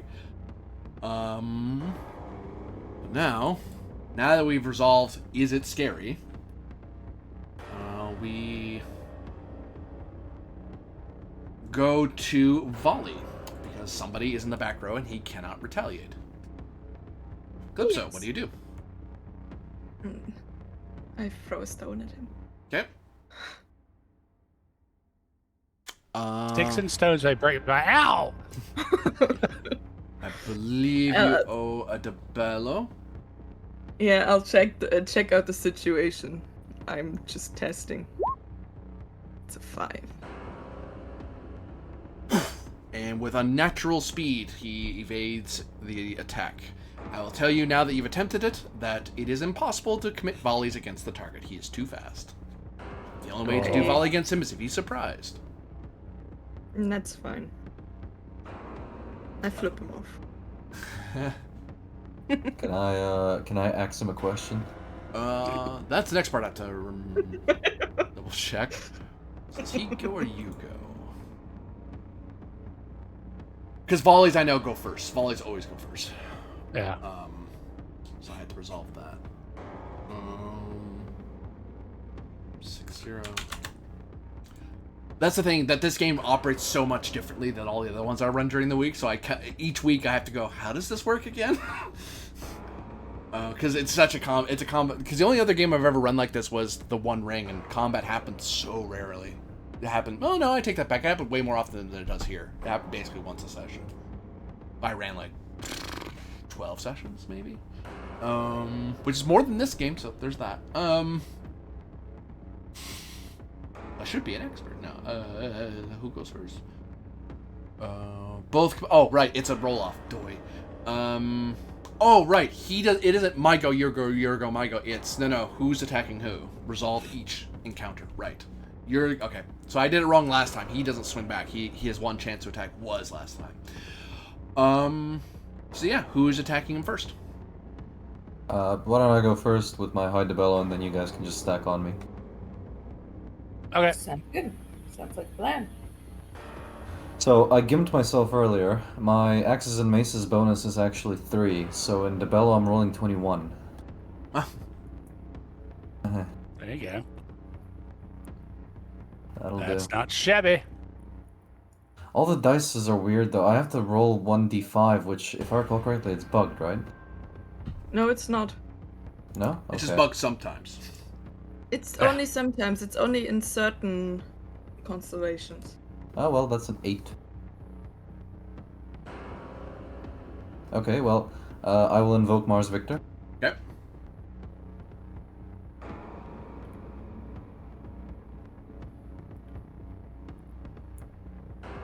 Better. That's a 17. So 17 over his 12, so you beat him by 5. 5 is Times 2. times 2. So yeah, your damage dice times 2. Or your damage times 2, yeah. 13. Woof! Your axe goes right through him. No! Mars, you scumbag. I think this is. I don't think this is a physical assault kind of deal. Well, you guys get to build off whatever I did, so go ahead. But we can, maybe at least keep him busy.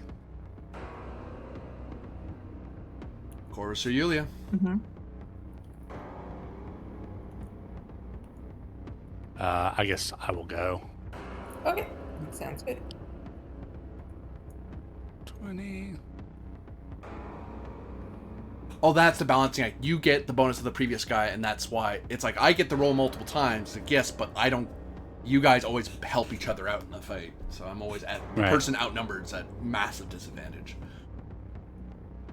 In theory. In theory. Okay. So, question: since he invoked Mars Victor for a total of, what was it, 17? Do I add that 17 to Yep. my? Oh yeah. Goodness. That's silly. Yeah. You only beat him by 21. That's a 21. That's times 6. 6 times 6 is 36. I don't think this is actually going to do anything, but let's just roll this handful of dice. 19. Woof! You do no damage with your Gladius. Yeah, that's what I figured. Yulia, what do you do? I will attack.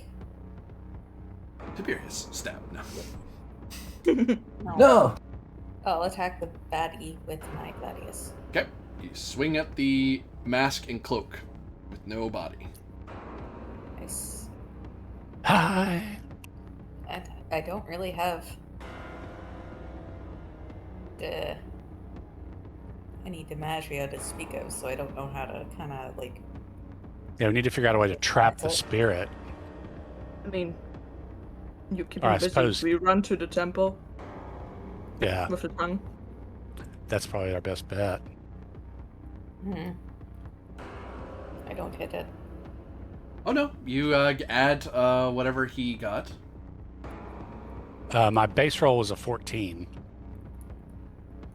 So 14 I don't know on if 5, so 21. It doesn't matter if it hits you, which it didn't. And yeah, you I'll save you the damage roll. You did beat it, but you do no damage. A new round happens. You can choose, because you outnumber him, you can choose who's in back row, who's not. But he is reaching out to touch you guys. He is trying to attack you guys. Back row, about to leave the fight. You're going to try to escape? I want to try to make a run with the priests into the temple so that the tongue is in the temple. The priests are frightened in place. They are unable to move. Oh.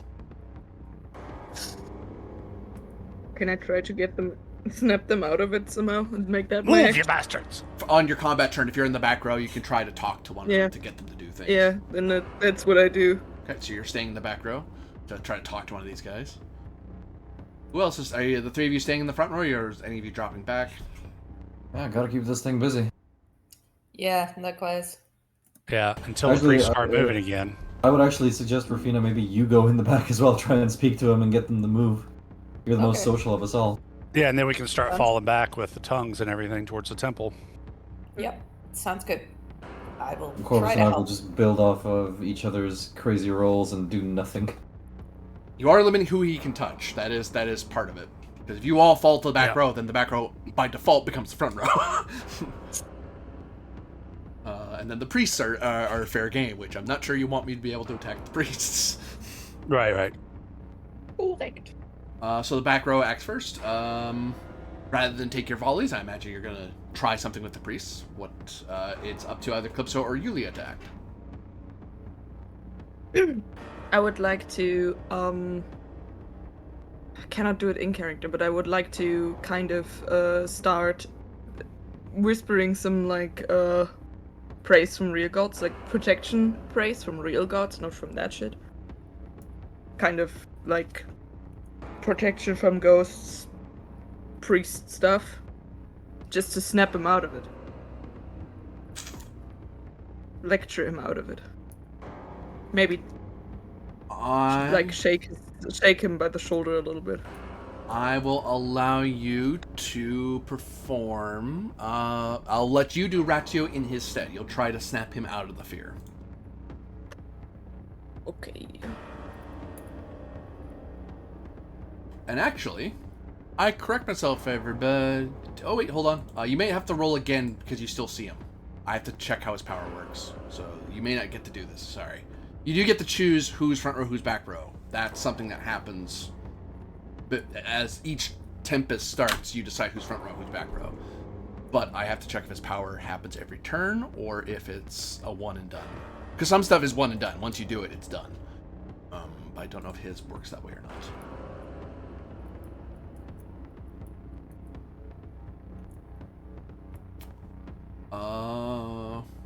Yeah, you all see him, so no, you owe me another Ratio, everybody, as the before you even do anything.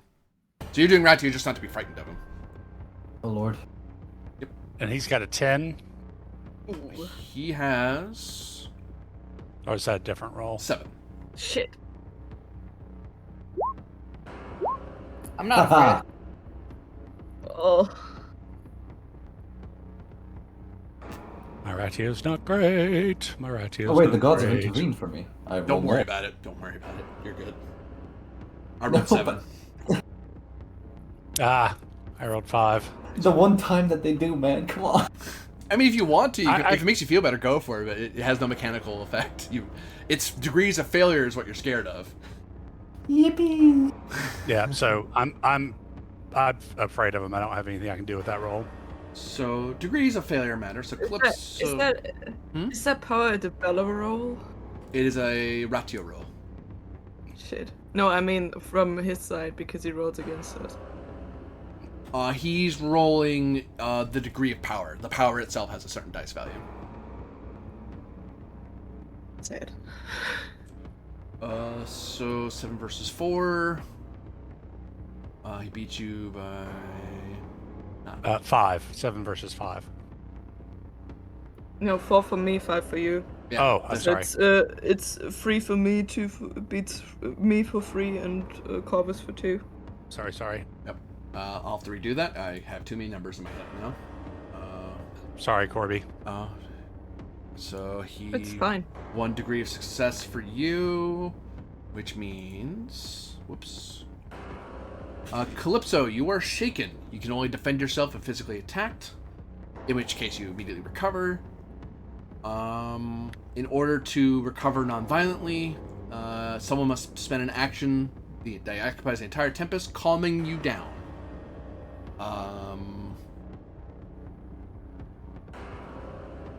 Yeah. So someone has to. Your turn. You can't attack him. Is the thing. So you can do other stuff. You're only you're just shaken, so you couldn't swing a weapon at him. You can talk to other people. You're not that scared. You're not scared out of your mind. It's I use my own being scared as kind of a motor to be like, okay, we have to go. Yeah. Unfortunately for Tiberius, Corvus will not help fight. He can't. He's shaken while he's looking. It's just, this is too weird, too ungodly. That Corvus isn't willing to close the distance and fight, and he won't unless someone shakes him out of it.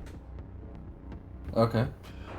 So that said, Calypso. So we go back again. Calypso or Yulia, one of you can act to snap him out of it. Calypso, you wanted to talk someone out of, try to snap them out of it. That is a ratio, because now you're trying to get. Now this ratio roll is to get one of these priests to not be frightened. Yes.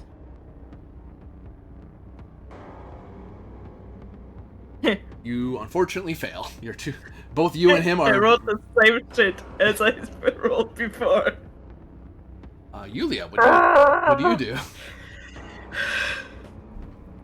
I'm going to try to yell at them to move and run. Ratio. Could I use command with this society? Because I'm trying to command them to beat a retreat. I'll take that from you. Yeah. Excellent.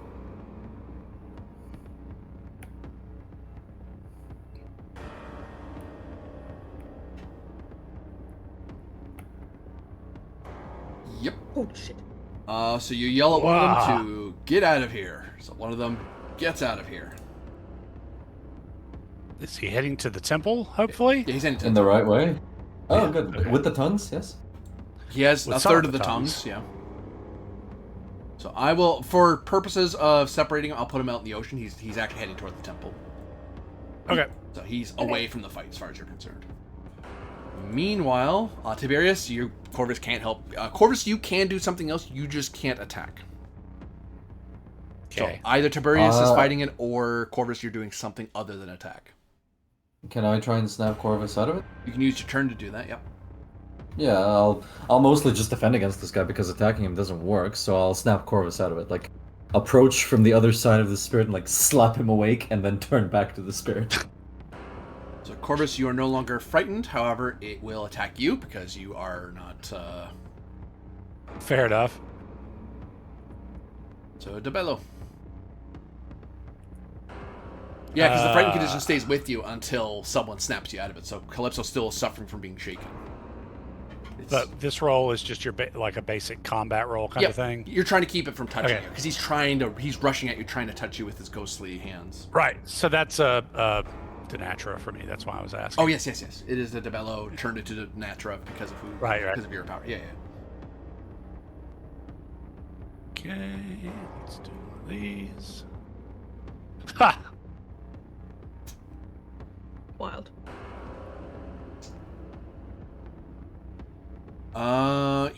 Actually, I will invoke Diana Opifera, which is basically roll Denatra again and add it to that. Oh, very good. 1, 2, 3. As he's reaching out for you, you pull Just upon my the blessing. pietas.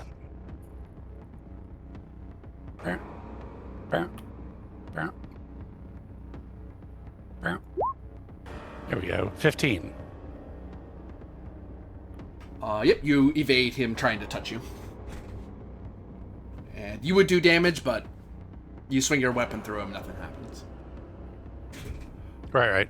A new round begins. Who's front row, who's back row? I'll stay in the front row. Still staying front row. Back.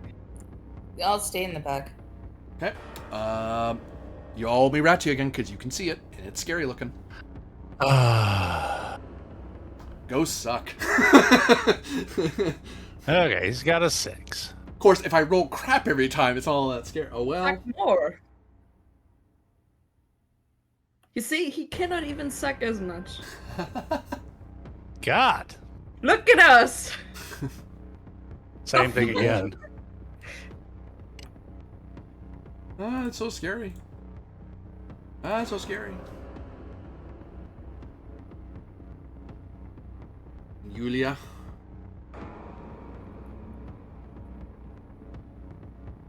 I think we just both know that we're on his shit list, like we two in particular. He's coming for us. Oh no. Right. Yeah, Yulia's not Okay. scared of him. He's like, "Mwah." She ain't afraid of no ghosts. Billy D. Williams. And Corvus and Calypso, you don't get extra shaken. He didn't beat you enough to increase the degree of success. So you were shaken before. You're still shaken. Corvus, you And I- even though you were shaken out of it by Tiberius, you get frightened again. So you can't attack. Okay. You can only defend. All right. Goes to the back row first. Calypso or Yulia. So, I- please, you have to go to the temple. I'm gonna yell at them to go to the temple. Okay, does society. Calypso, do you want to go first, or do you want me to? You go first. Okay. I'm scared.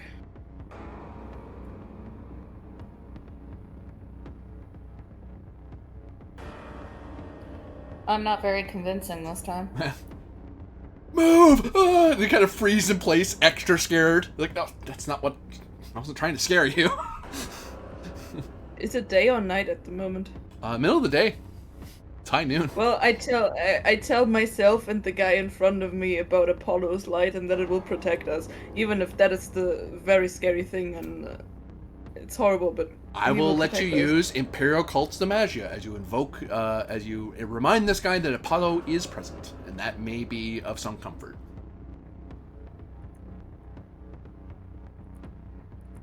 You're reminding him that he is not alone. Hey! You snap him out of it. Meanwhile, actually, you know what? Before I get too far from there, I have to check if that person needs to roll to escape. I don't think so. I think if you're in a back row and I have no one back with you, I don't think I can chase you. If I touch words, combatant getting close combat to the field, a common sickness played by Sunshine, but he can the Capore, plays the Bellow.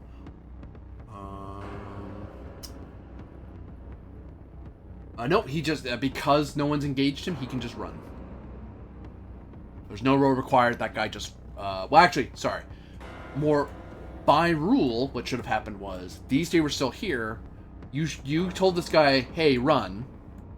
Well, he was shaken. Oh no, he would run that turn because you snapped him out of it. So yeah, you'd say run, he snaps out of it. Run, he snaps out of it. Or you say Apollo's with you, run for it. So that happened. So yeah, that's right. No, we're good. Corvus and Tiberius. Corvus, you can do something else, or you can wait for Tiberius to snap you out of it, and you get attacked. I mean, do you want me to snap you out of it, or do you want me to take the attack this time?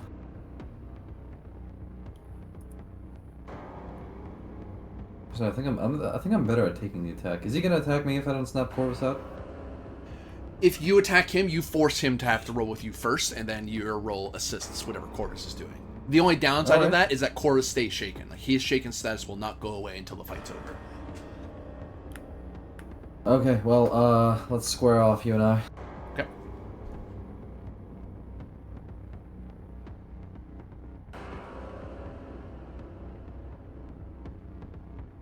Oh, I rolled good. Let's hope I can mimic your success. Ha! Oh. Alright, hit me with your best shot. He reaches out and touches you. Okay, So funky. two things happen here. One, he beat you by 8. 8 is whoopsie. 8 is 3 degrees of success. It's not good. I'm clicking everything but what I want. I have too many things open. And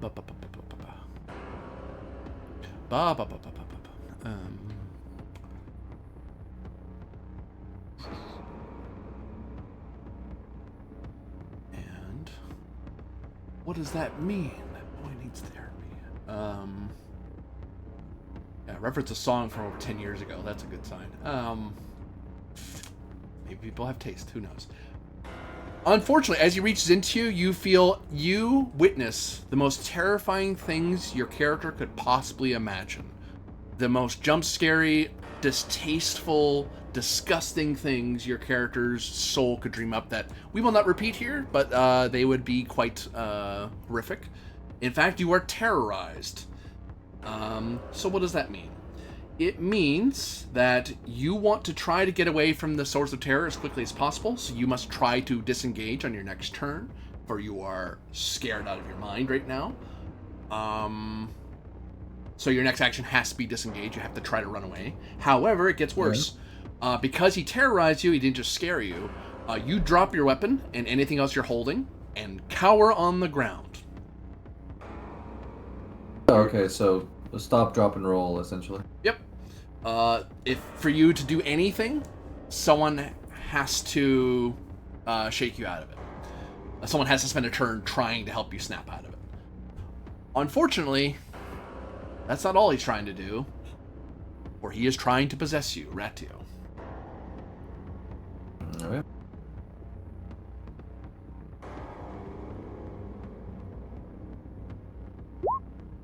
Eight. You are not possessed, and you are inoculated from, as you know, because of what you were told earlier, you are inoculated from the fear. But you are utterly frightened, so you cannot, you're basically frozen in place right now until someone helps you. As you drop your axe and just curl up onto the floor. Because your vision is just swimming with fear. Corvus, what do you do?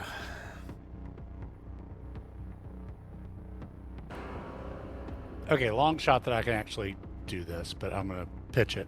Mm-hmm. So this thing in front of me is very scary. Mm-hmm. Very scary looking.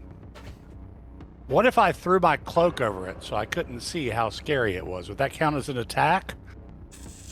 Yes, because you're trying to do something to him. Okay, You're shaken. You can't engage. Okay, I can't attack, but maybe I can help my friend Tiberius.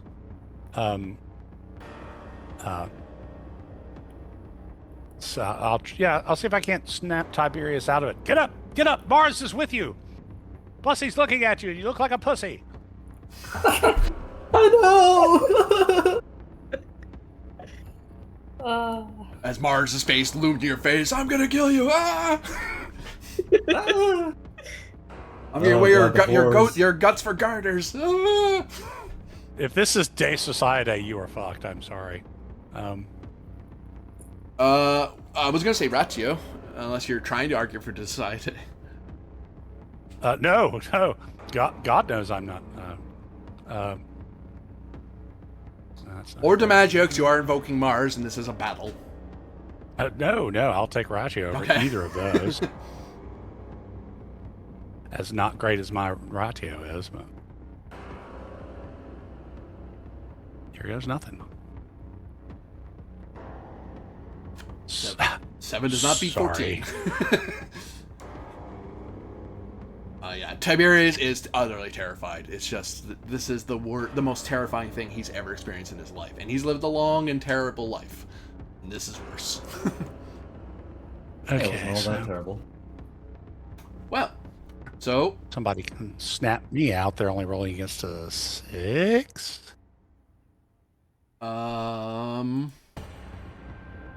New roll. So who's front row, who's back row? Tiberius cannot move from his current... Oh, no, back row, front row is still a thing. You can fall into back row. disengage though, so... Yeah, so you have to pull into back row. Yeah. You cannot be an active fighter. I guess I'm the only person who can kind of stand at this point, so... Because you can always defend. You're allowed to... You're just shaken. Right. Does anyone else shore up the front row?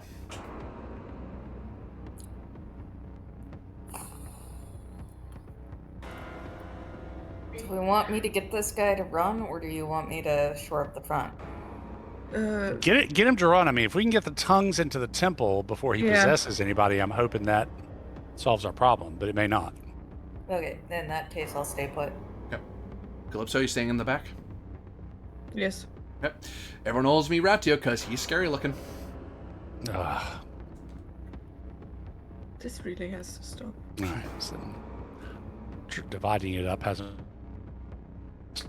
Come on, now please roll like shit. And don't worry, Tiberius, you don't have to roll. You're already terrified. Oh, I know. It can't get worse. Okay. That's as bad as it Oh, it gets. can. I mean, yes, it's true. So It could possess you. The shaken status remains. It just doesn't get any worse. Yeah, because he didn't beat you by enough. Okay. Actually, no, he failed, so yeah, it just stays there. Yeah. So, who tries to get the last guy to run?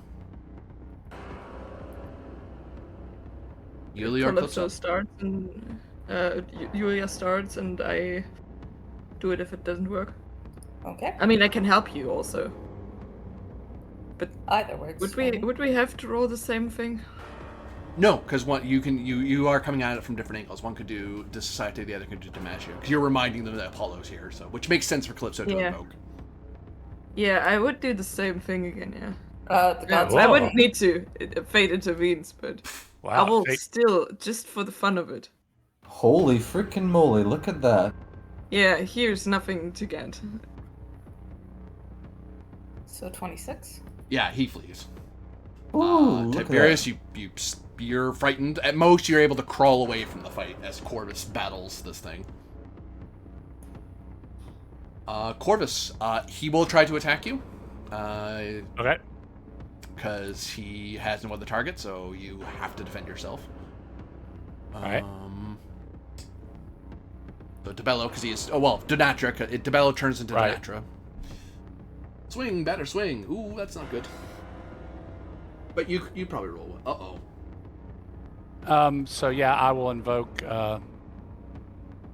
Diana again. Yeah. Probably going to regret spending Pietas like water later, but what are you going to do? Let's do You that. will spend time on your knees. Yeah, but then I have to get my Pietas back. Yeah, that's what I mean. Will I roll 865? Okay. Ooh. Yep, you're able to evade his touch.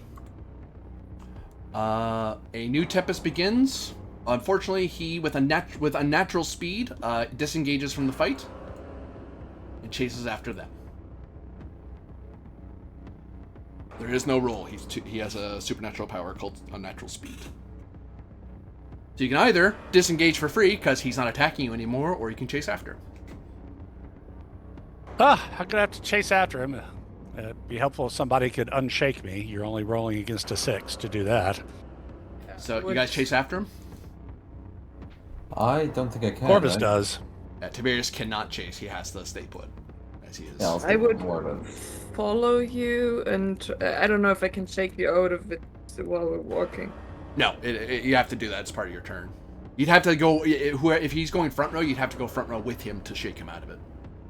Yeah, but okay, maybe,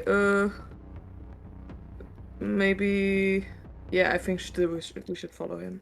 Yep. We shouldn't Yeah. let him get them, so we should all follow him, I think.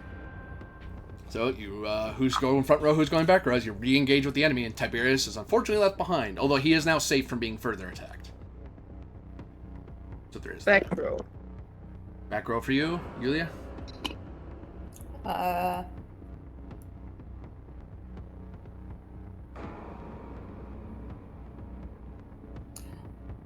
I will go front row for now, just to try to Yeah.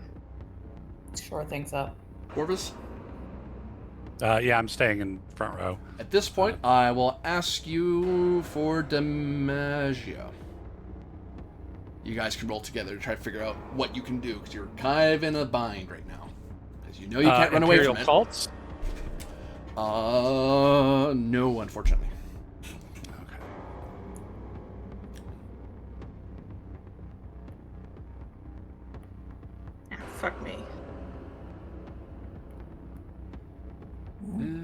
do this. I actually have to check the difficulty of figuring this stuff out.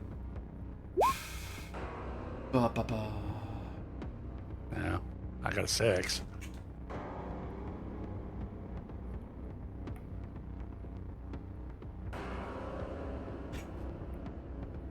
I don't think that a 7 takes 9. as far. I'm thinking about spending pietas.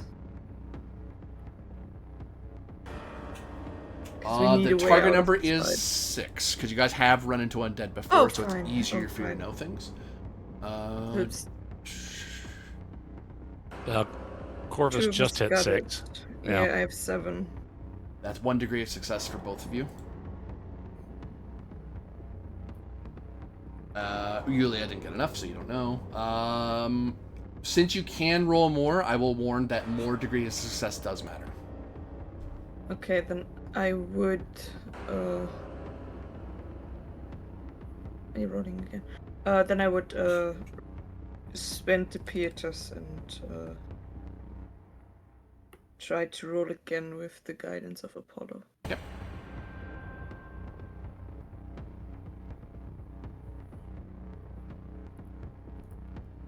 So I'm ending up at 15.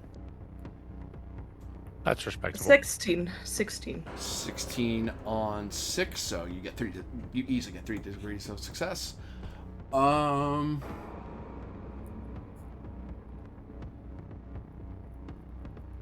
So, ghosts, like the larvae and lemures, or ghostly-like figures like this, those are... for this person, normally this is something that happens to someone who's committed a crime or an immoral act in their life, or someone whose life was marked by a tragic and violent end. In this guy's case, he committed a forbidden ritual to allow himself to pull that trick he pulled on you, where he basically made himself a ghost and then possessed his own body. And so when he died, he would turn into a ghost, and now his tongue is kind of his phylactery. It's the way he can, as long as his tongue is okay, he can always turn back into a ghost. So that's why this is... So 1 degree of success, you figured out that he's not here because of some poor, suffering evil that's happened to him. He did this to himself. And you know that no matter what his intentions were, even if they were good, the act of forcing yourself to be a ghost turns you into an evil person. It because you now envy the dead.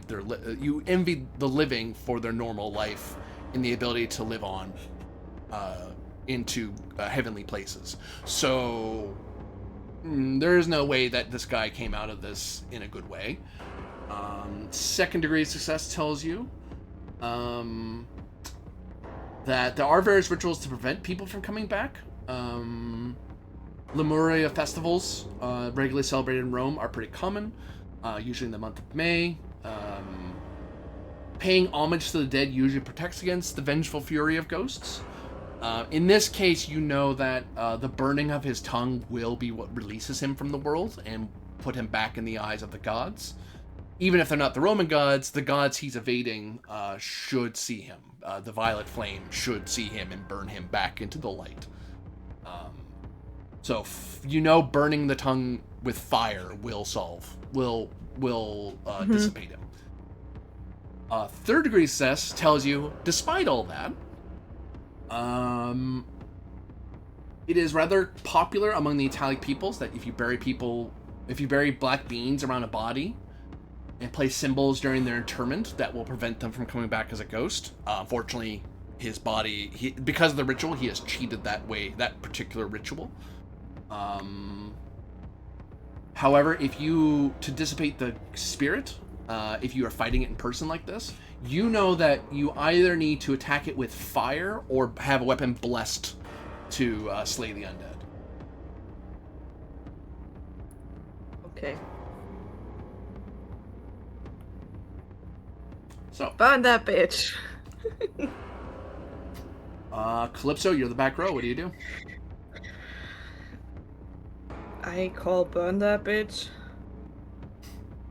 Okay. And I toss Corvus torch.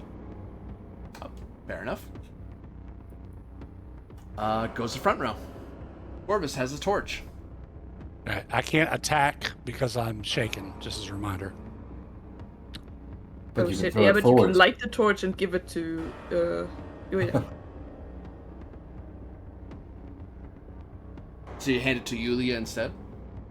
Yeah, I can light the torch and theoretically defend with it if he comes for me, but I can hand it off to Yulia just as well. You could do that, because you do outnumber him. You could spend your turn handing a lit torch to Yulia. Yeah, Hey, Yulia, you have a torch. it's lit. It's lit. I will hit with a torch. The bellow, but you are attacking with the torch. So if you unless you have especially torches or fire, I do not. you just have to bellow. Well, I don't have any specialties in bellow anyway. Oh, there you go. Oh, That's unfortunate. So because you're attacking with the torch, you basically are turning your you're basically benefiting from this thing as a cudgel, so the damage is 4. So how much did you beat him by? That's the question. You beat him by not 11, but by 9. 9 is a times 3, so you roll 4 times 3 in damage. So 12.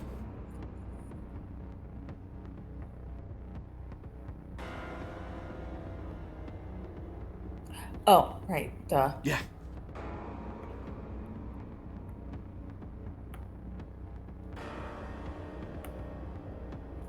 The gods intervene if they can Explosions. intervene on damage. Yeah, they can. yeah. Fiery explosions.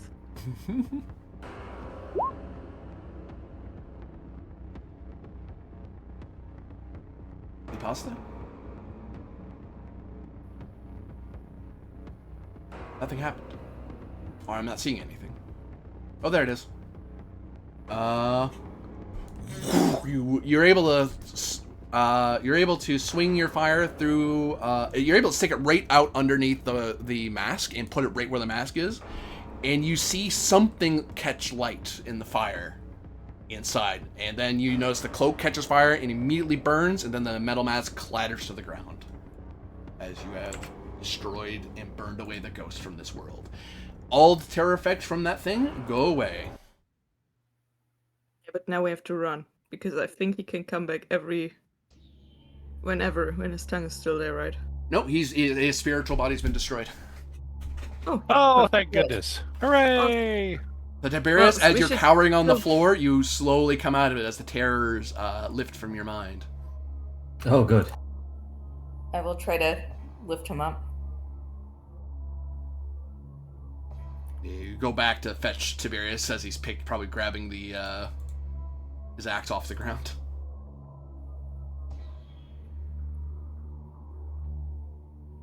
Is it over? Says one of the priests. We should get to the temple. Yes. Just to be sure, we should burn the tongues.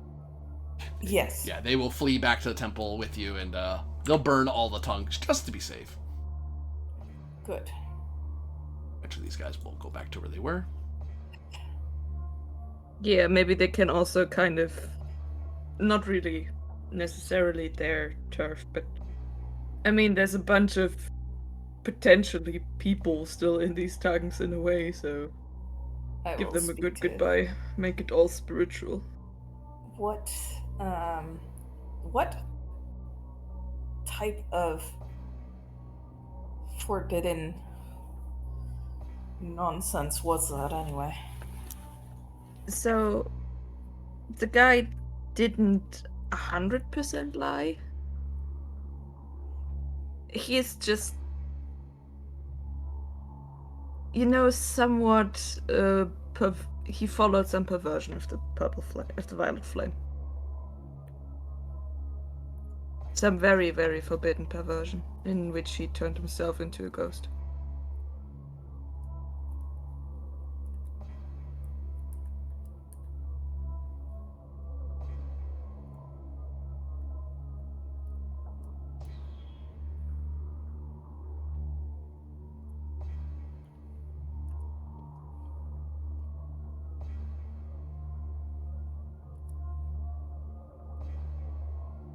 Oh, as both Tiberius and Corvus have stepped away. Actually, I'm gonna go on a quick break myself and refresh my water. So, stretch your legs and Yeah. Okay. we'll be back in a bit.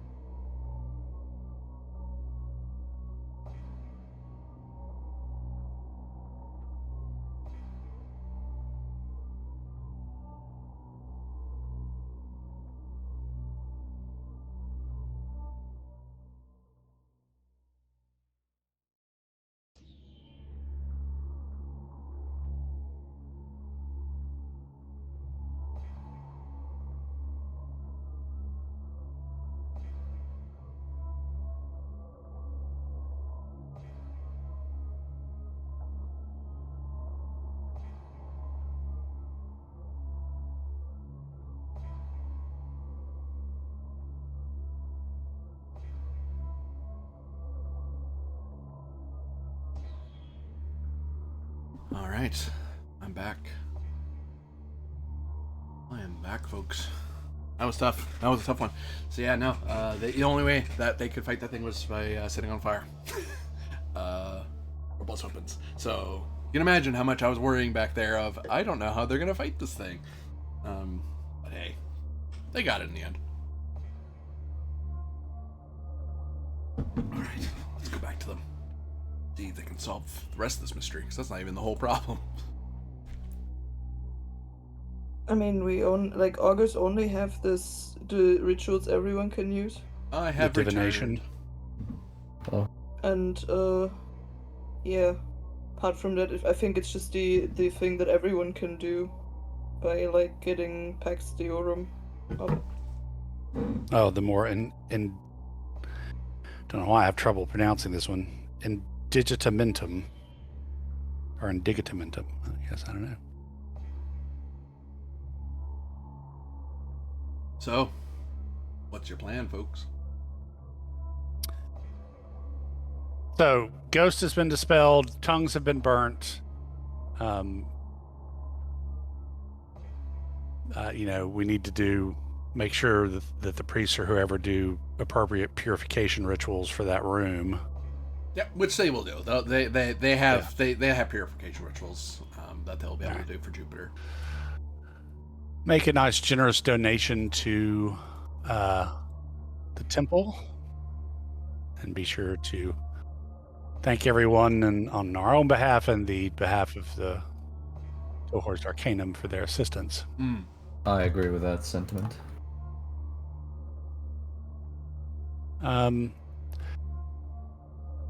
Okay, so we are not due back here technically until later this evening to get a tour of the literal behind the walls.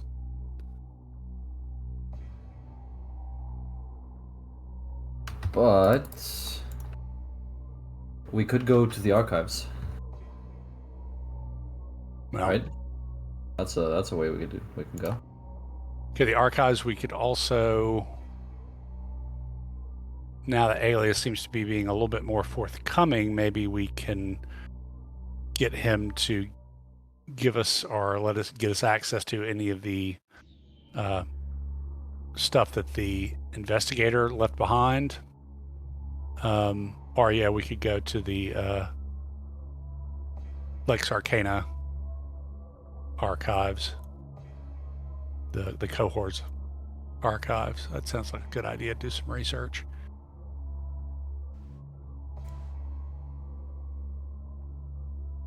Both of those sound like good options to me, but if archives are on the way, why not, you know? I think archives are back in the city. They're here. Are they? Oh, yeah. Huh. Oh, they're there. Okay. Remember that. Well, it's still roughly like midday, so And I'm back. yeah, let's head for the archives, and then we'll see how long that takes, and then may come back to the temple for the nighttime or after hours back behind the scenes tour.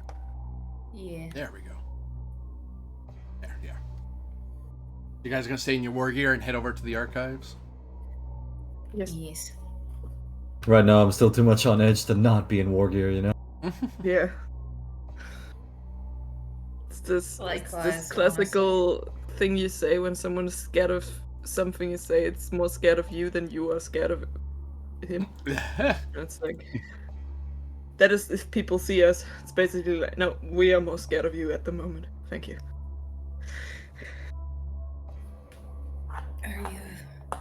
Are you all right there?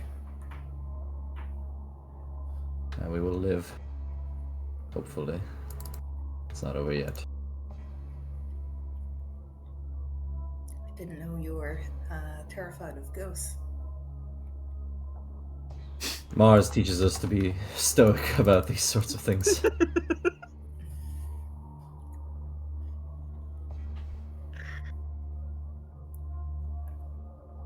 Well, it was our first rodeo, so. Mm-hmm. With a ghost, in any case. Yeah. Yeah, we've seen other undead before. Can only get better, but like I think the question if Mars would want him is kind of mean, coming from the person that just didn't give a fuck at all. What is wrong with you? There was a ghost. How do you do that? I shrug again. I've seen creepier. It was pretty scary. Yes. Pull yourselves The together. thing was more We've still got a disturbing. task ahead of us. I'm sorry, what? I said the tongue thing was more disturbing. I was talking to Tiberius. Oh, Let's pull ourselves together. Okay. Yes. Well, finish wiping off your running mascara and we'll get back to it. What's a mascara? The coal. Oh, that. The thing that makes your eyes kind of just shine. Yeah. Just that you just cried through. That's all down your face now. So get it together, JD Vance.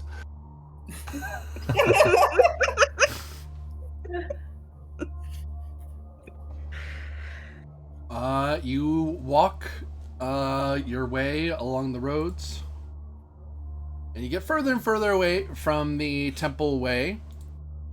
And off in the distance, you can see the massive ancient graveyard. And then you follow the road the other way, getting closer to the Grand Archive, and which has a variety of scrolls and such that should be stored within it.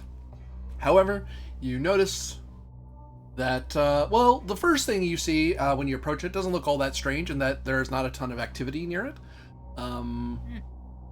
Except it should, because this is not just any city archive or civic archive. This is the provincial archive.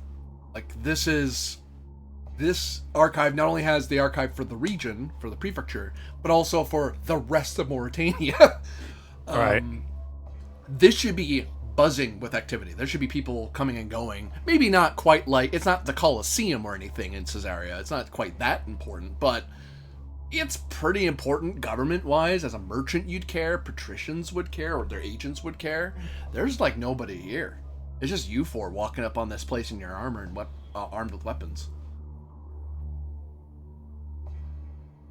Strange. Should there not be more? Cautiously. Well, since the archivist is one of the ones who disappeared, the archives have kind of been thrown into disarray because nobody can find anything. We learned that from our audience. However, there's also a particular archives for the cohort's Arcana, which is kind of separate, although I'm sure a part of. So hopefully that will be easier to deal with. I hope so. Yeah. So what exactly are we looking for here? Your footsteps echo loudly as you step into the building. I would say probably starting with the Lex Arcana, the cohort's Arcana archives, and see what kind of records our predecessors, maybe the I keep calling him investigator, but that's the Inquisitor, may have filed before, in the recent months and weeks before their disappearance. That makes sense. Mm-hmm. So we're looking for Lex Arcana and Inquisitorial reports. So. Yeah. So, because you do not have an active archivist here, you'll have to explore the massive archive to find out where it is. Which is a candy store. So it is that frustrating candy store. I don't suppose they're, numerically dated or something like that. Maybe.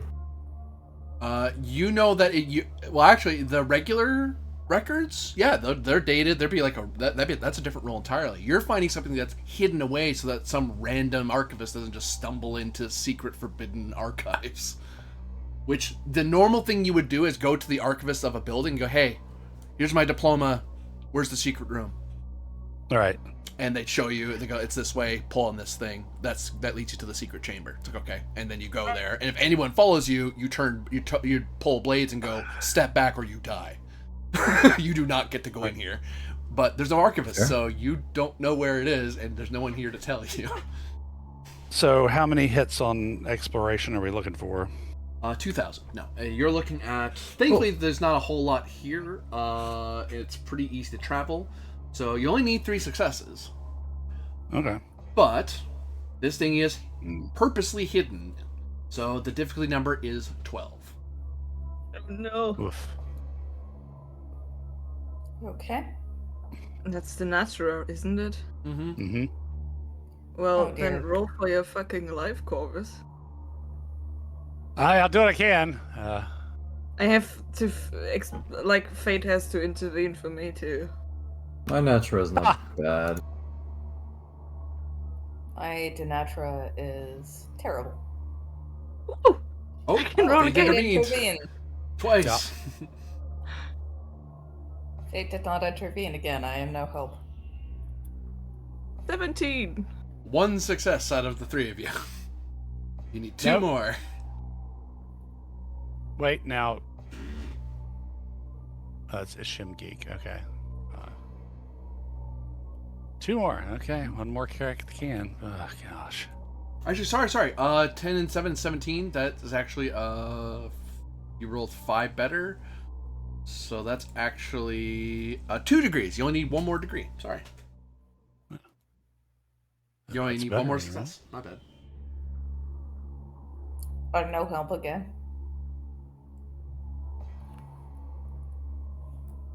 Ah! Oh, 20. I hate that. I hate when you have high dice and you're still rolling for Yeah, crap. no. This time I cannot help you. Is it worth me spending 6 more pietas? That's going to leave me pretty low.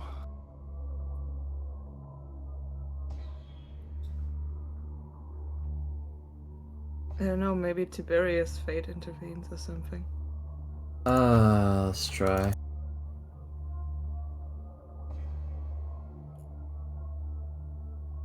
Nope. Mm. Spent considerable time wandering around the massive archive trying to figure out where this hidden passage is. So, okay, when you're doing a regular, basically what in other games we call an assist roll, it lowers the difficulty number. Does that not apply when you're doing like an exploration roll or investigation roll?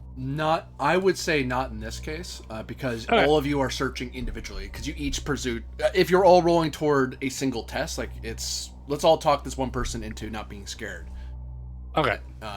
You're all add up, but for this, you're all wandering around searching. Well, we'll have to come back tomorrow then. I really don't want to spend getting Yatas that low quite yet. Yeah, no, that's understandable. So we've got. I will tell you with that, as you wander around, with that amount of searching, yeah, no one else has found it yet, because you would have seen like a broken down thing or whatever. Or Right. if they did find it, they would have to know how to close it properly, which is also something only Lex Arcana people would know how to do without literally just taking an axe to the wall or burning a tapestry or something. Like, there's a way to open and close these things. Put that info in my notes too. Scroll. Okay.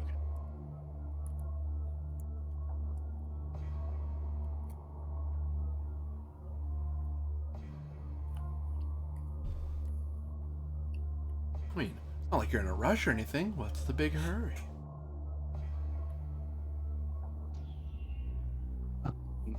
I'm adding some stuff to my notes here.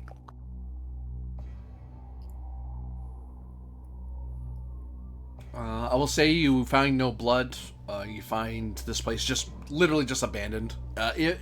It's probably occasionally you'd see some wandering person, but they're not the archivist. They're just someone who's basically doing what you're doing, except they're doing it to find like they're basically doing a research role of like, I want to look up what the tax records were in this town. Well, there's no archivist, so it's not for free. So I have to wander around trying to find the stupid thing. So there's, and you get and that's why people don't come here, because without the archivist or their junior around, good luck finding anything.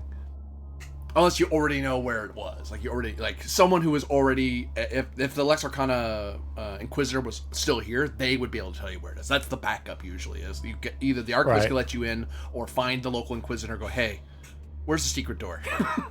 The Archivist is being, or especially if the Archivist went rogue, and it's like they're part of the evil cult, which that happens more often than you think. The Inquisitor's a good backup plan of, hey, this is where it is. Yeah. So you search. You by this point is starting to get dark. It is starting to get darked out. You basically spent the whole afternoon searching this place. I guess head back to the Temple of Jupiter to get the tour of literally behind the scenes. When I had to reboot it, my roll log no longer has the number of hits and the difficulty on the surgeons list we did. Can somebody scroll back up and tell me what that was? I'm putting it in my notes.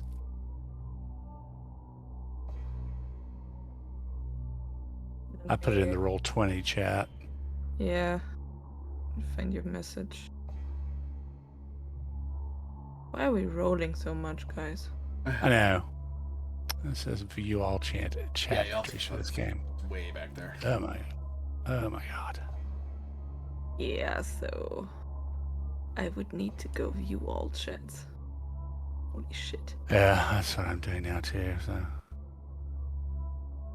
But that's yeah, the entire life of the game. you all return back to the Temple of Jupiter. Actually, and as you're on your way back, and it's getting dark out. Diff 9, 1 out of 6. Thank you. Got it. Calypso, you notice as as Apollo hides away from the world, and Diana, I believe is the moon, am I not mistaken? Yes. Yeah. As Diana shows her face, the many stars seem to be blotted out as you note that there's a massive black comet in the sky. Or rather, not even a comet, it's a black absence of stars and light. Yeah. And Oh, people that's still walking there. And it looks like it is very slowly approaching Caesarea. Yeah.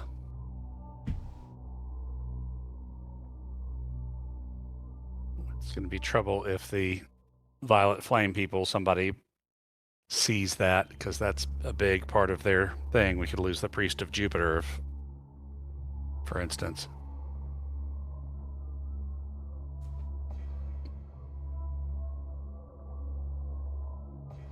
But you are able to find the High Priest Mathos, of Jupiter, at the temple, waiting for you guys. Normally, he would have gone to sleep. He would have done his nightly duties instead. But he knew you guys were coming, so he hung around to wait for you. Hello, and welcome. And you must be the augur my priest spoke of, Calypso, yes? Yes. Good.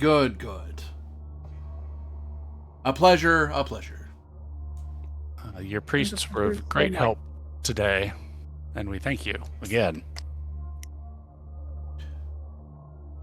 Well, it is you that service us, and us that service you, so I do not mind our priests being of aid in your efforts. From what they've told me, it was quite a frightening sight. Yes, someone practicing a perversion of the Violet Flame cult.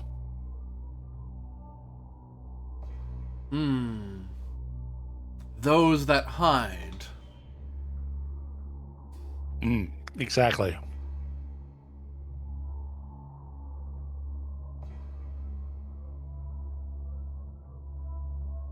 Well, I will hope that my tour will be of assistance to you.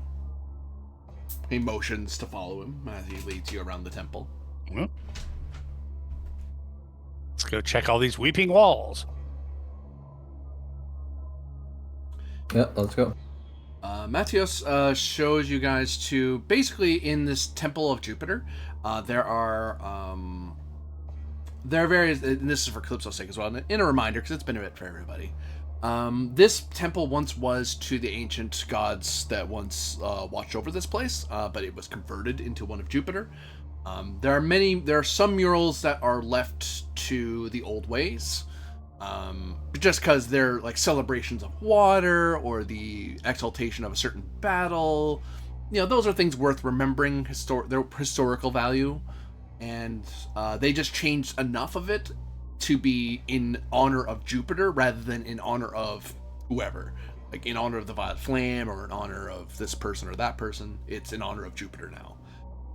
In those large, and it's basically this large central chamber, and then that's where most of the religious stuff happens.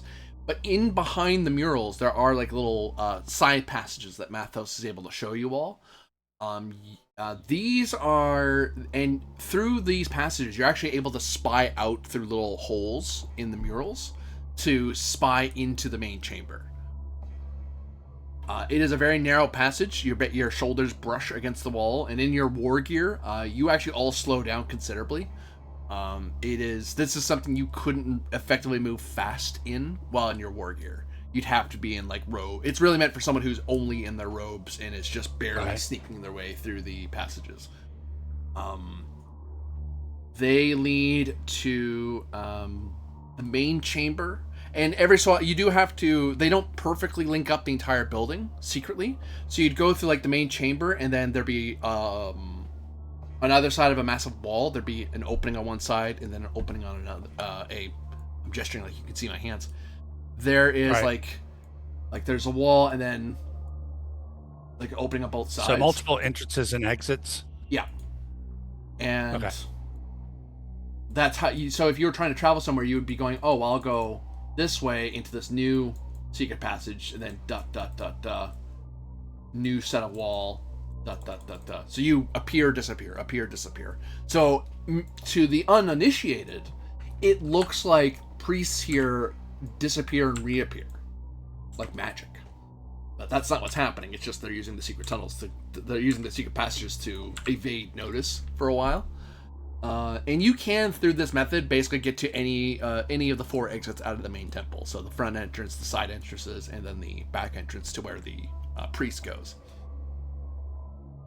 Where the priest has his own little private garden and his own private little shrine to Jupiter. But it's more like his workhouse. It's meant for him to go back and get away from the main temple and take a break and just get away from people, do some reading, that sort of thing. Or maybe even nap if he needs to, really.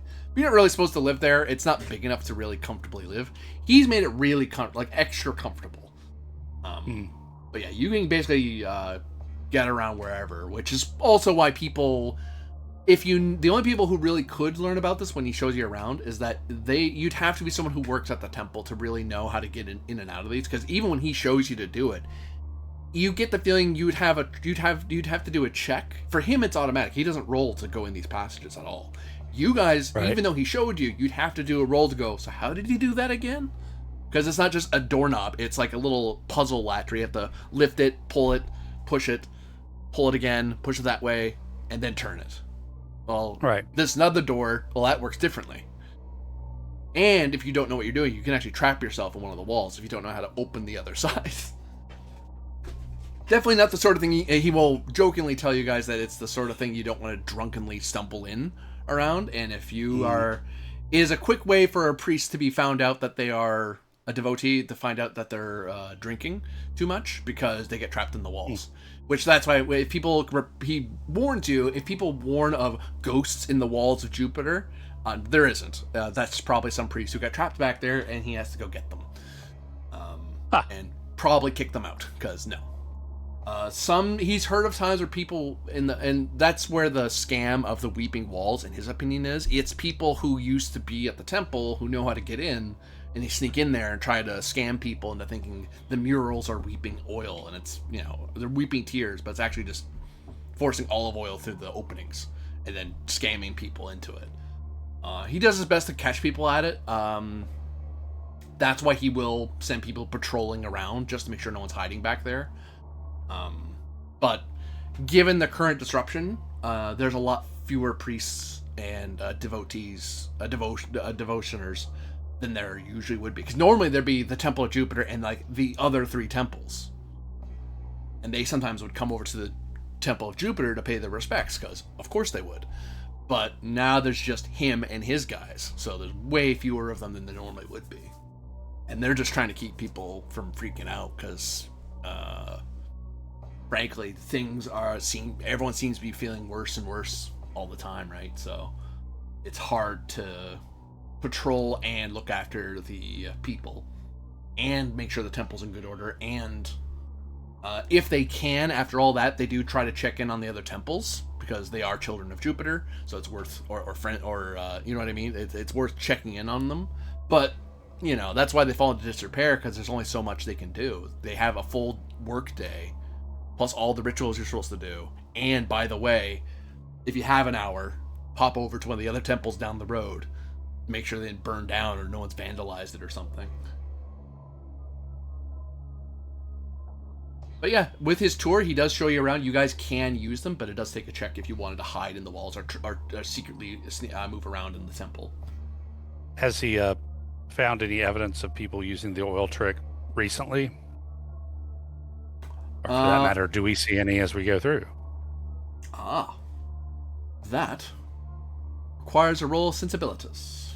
Actually, I correct myself. This is a roll of investigation, which is the Scientia.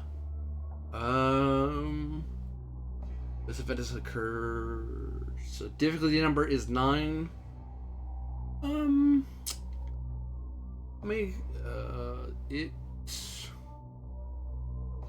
It's pretty straightforward what they're trying to do here, so I'll call it 3 successes required. The D Scientia, aiming for 9, you need 3 successes. We're so good at this. Is this... shit, I can only roll a 3 again. So, we need someone to reroll to be like Bill Nye. Look at me go. God, Jesus. We got 1 success. Oh. He intervenes. Explosions.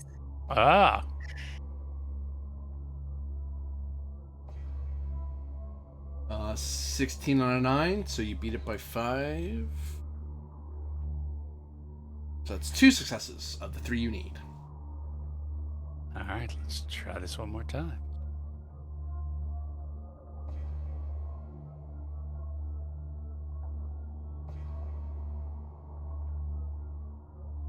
Yeah. Screw it. Let's see what this does. Damn. So close.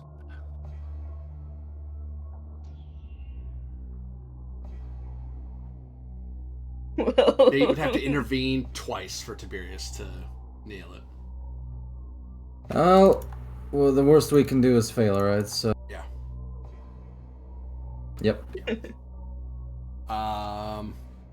Yeah. If there is, the most Mathos can tell you is that he hasn't caught anyone doing it. But if you're telling him or reporting, since he's been hearing reports from you guys and the prefect that there's weeping walls, that's probably what's happening. Tomorrow he's going to tell his priest to be on the lookout. He'll be searching around a little extra as well, just in case. You guys get the feeling that's not quite what's going on here. If it was that simple, he probably would have caught it long before you guys got here, because it's a common scam. It's something he knew even as a kid. So, it's probably not that, but you're not sure what it is. You're not sure what the game is here. It's very frustrating. This game does have the Call of Cthulhu trap. No.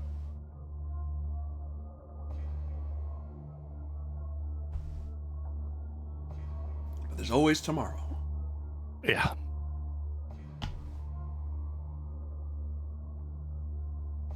So, yeah, I guess we head back for the night, check on Titus. And Do we want to check on that girl again? I mean, we can ask her some questions, since we found out that apparently Marcus was married to somebody else. But last time we couldn't find our way out of the town, so maybe we don't want to go there at night. Right, you are. But also, big day. I'm saying we go back, check on Titus, and maybe crash for a night. See if, who knows, dreams have revealed things to us before. So they have. Okay, I'm on board. And Corvus will actually spread his bedroll in Titus's room, just in case somebody's still out to get him. I'm thinking his name's Titus. Yes, it is. Yep. Anything special Yulia or Calypso do before you go to sleep?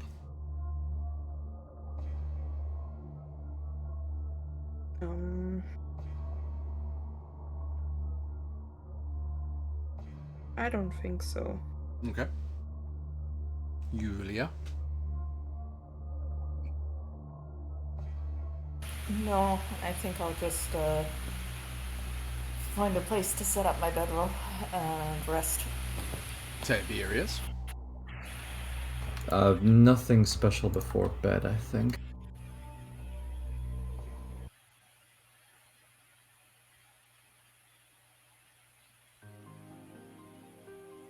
Ooh, no. I'll go with that. Wait, no.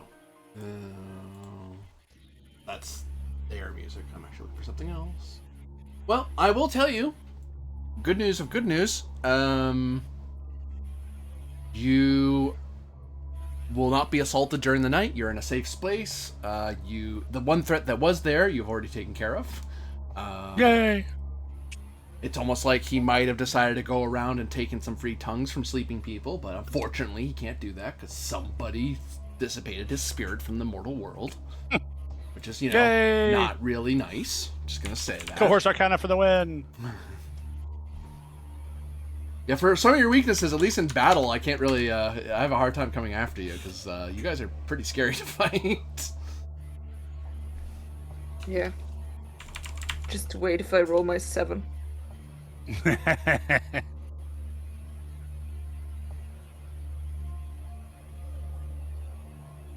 Well, I mean, eventually, because the Denatra thing only works with weapons with a maximum of 6 damage/difficulty, so I can't, I can only upgrade to a point. Mm-hmm. This one.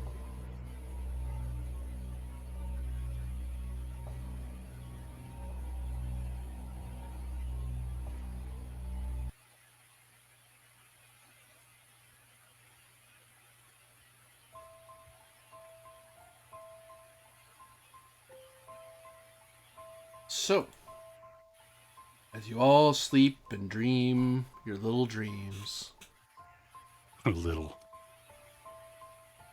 I will call upon you all to roll Octortus. No! Okay. Finally, some quality rolls. Speak for yourself. Many. Oh, No. fate intervened. Hurrah!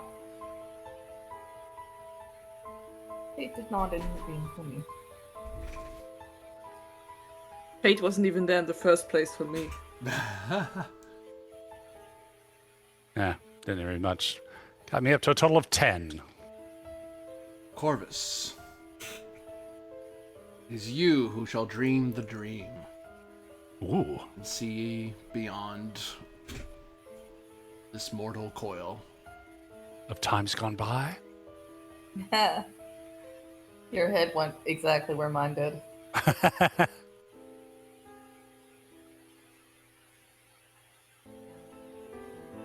You see in your dreams as you float and hover high above Caesarea. You see washing up along the shores so much glass glittering in the moonlight.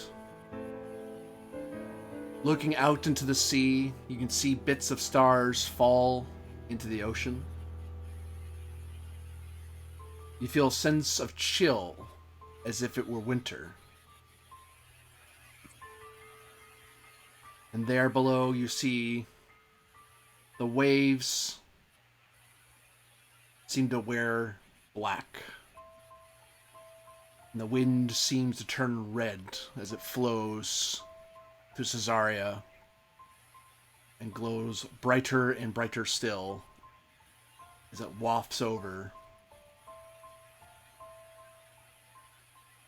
and collects.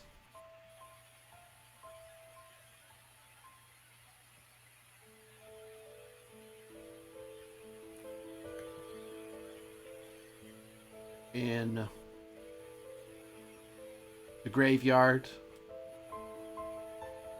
the cisterns, the faraway cave, and the village of the dawn.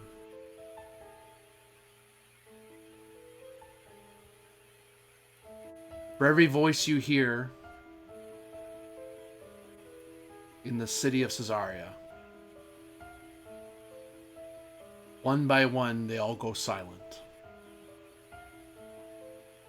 As one wall after another in this valued and precious city,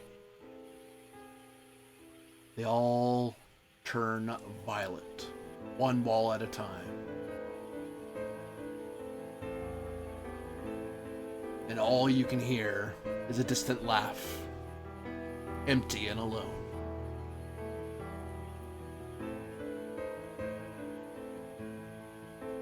That was Graveyard, Cisterns, Faraway Cave, Village of the Dawn, where the red wind kind of collected. Yep. Right? Okay. Thus you wake. Any pietas gained? Worth a shot. Sadly, no. Oh, well. Got some information, though. Yeah. How is the morning? Like, how's the weather? It is a very windy day. Even though you're quite a distance from the city, it almost feels like you can smell the docks even from all the way out here. You can actually hear people in the morning complaining about it in the main gathering area. Okay, how about sun? The sun is, it's still burning bright. It's a bit overcast of a day. Well enough. That's enough to make a, like, morning prayer.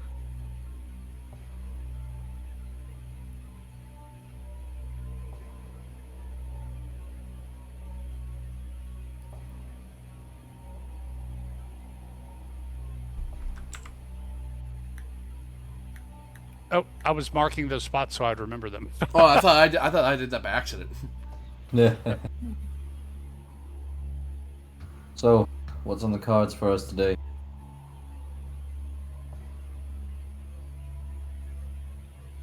Okay, well, I think over breakfast we keep looking over the tablet. Mm-hmm. Oh, That's yes, we something- could. No, Yeah, that's our extended task.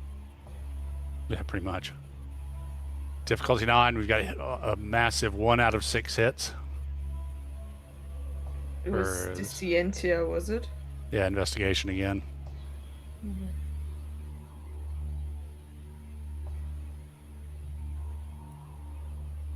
Well, let's try the classic.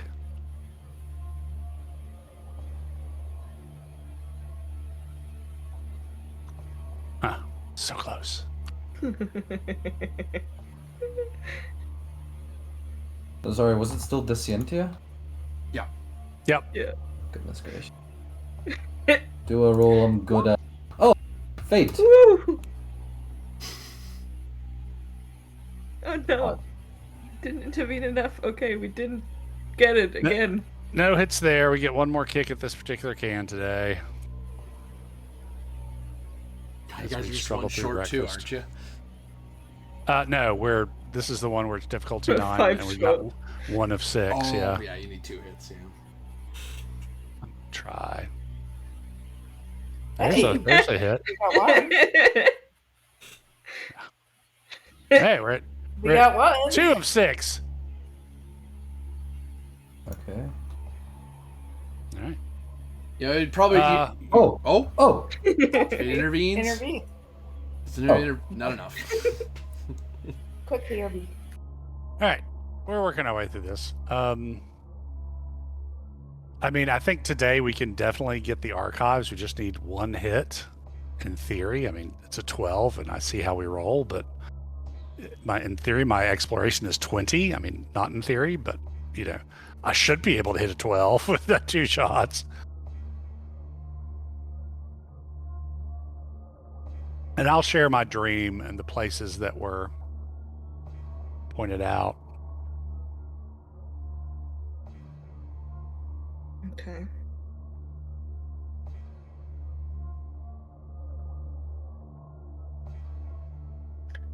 I will write down your dream for later. Okay. So yeah, maybe hit the archives and then maybe find our fishmonger again and ask her some questions. We might also want to find this scroll Thalia of the Violet Flame, because she was supposedly married to Marcus. So we might maybe talk to her before we go back to Mickey. Thalia. Sure. She works on the docks for the main part. I can also find her at the caravansary. You think she might have more information? Well, it's just, apparently she was married to Marcus. Mickey claims she was married or something to Marcus. So before we go back to Mickey and ask her, hey, what's with this other woman? Maybe we ought to talk to the other woman first. Plus, she's also the head of the Cult of the Violet Flame here in town. Right. Okay, well, if she's willing to tell us anything more, I suppose. Yeah. I mean, she paid for Marcus's funeral, so she might be, I mean, in theory, she could be relatively decently disposed towards the cohorts. But yeah, I say we try and knock out the archives first. Yes, I agree. While we still have the noon light, let's knock out the archives if we can. Yeah. I would, Calypso would, note down, kind of keep our dreams as, a little booklet to, at times, either analyze one or the whole thing. When Calypso's it's time. dream journal.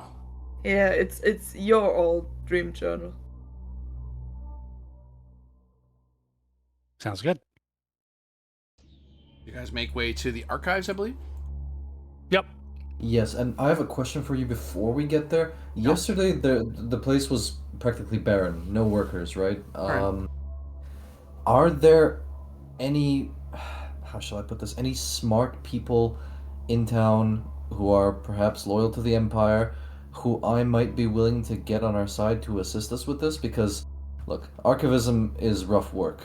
We need bodies to throw at this, to make it easier for us. The problem is the cohort's Arcana archives are forbidden to everybody but us, basically. And I would assume that the head archivist would know. So I don't think we're allowed necessarily to. And even if there was some historian who's always visiting them, or visiting the archives, he probably wasn't in the secret archives. I think we might get it without.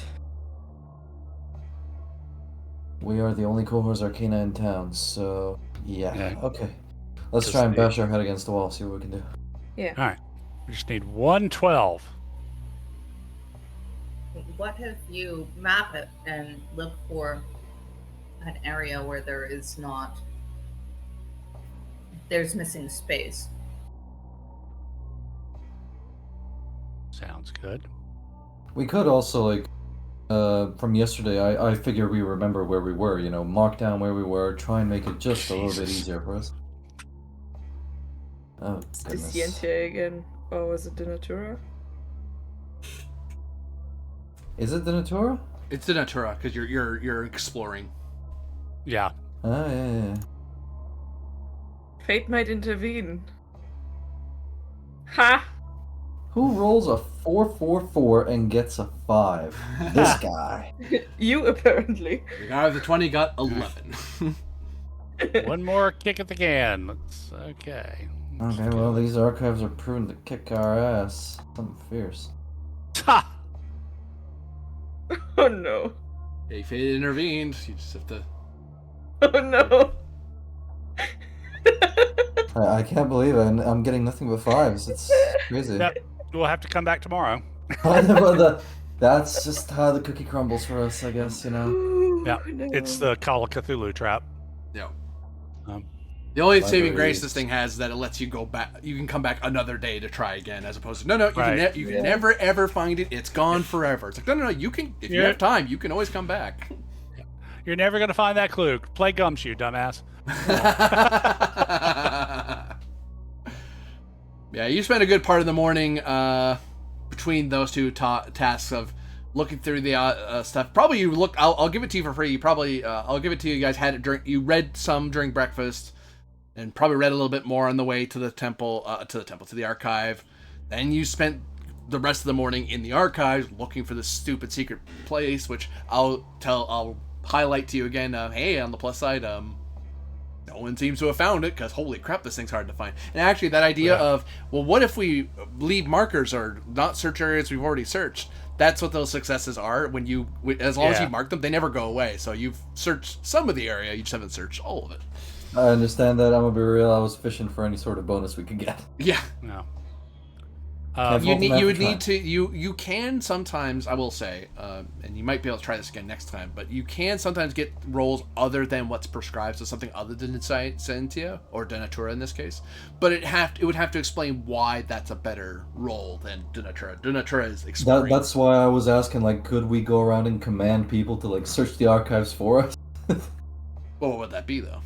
Actually, that'd be the problem. The society. Yeah. So yeah, I'd say let's maybe head for the dock, see if we can find this Thalia. Or, I mean, we've been pointed towards by a dream the graveyard and the salt cisterns. And Where of course exactly are the salt cisterns? Is that this, right? The S? Yeah, that's the S. Yeah, and then the other two places are way outside of town. We'd need to. So the cisterns are where they actually make the salts. There's the pools, right? And they dry them out? Yeah. Let's see. And that was- It's on the way, right? So might as well. That was one of the places where people have, quote unquote, hallucinated the black comet. So, yeah, let's grab some lunch and street food, whatever, and head over to the cisterns and see what's to be seen there. Falafel. You feel awful. I feel bad for you. Get ye gone.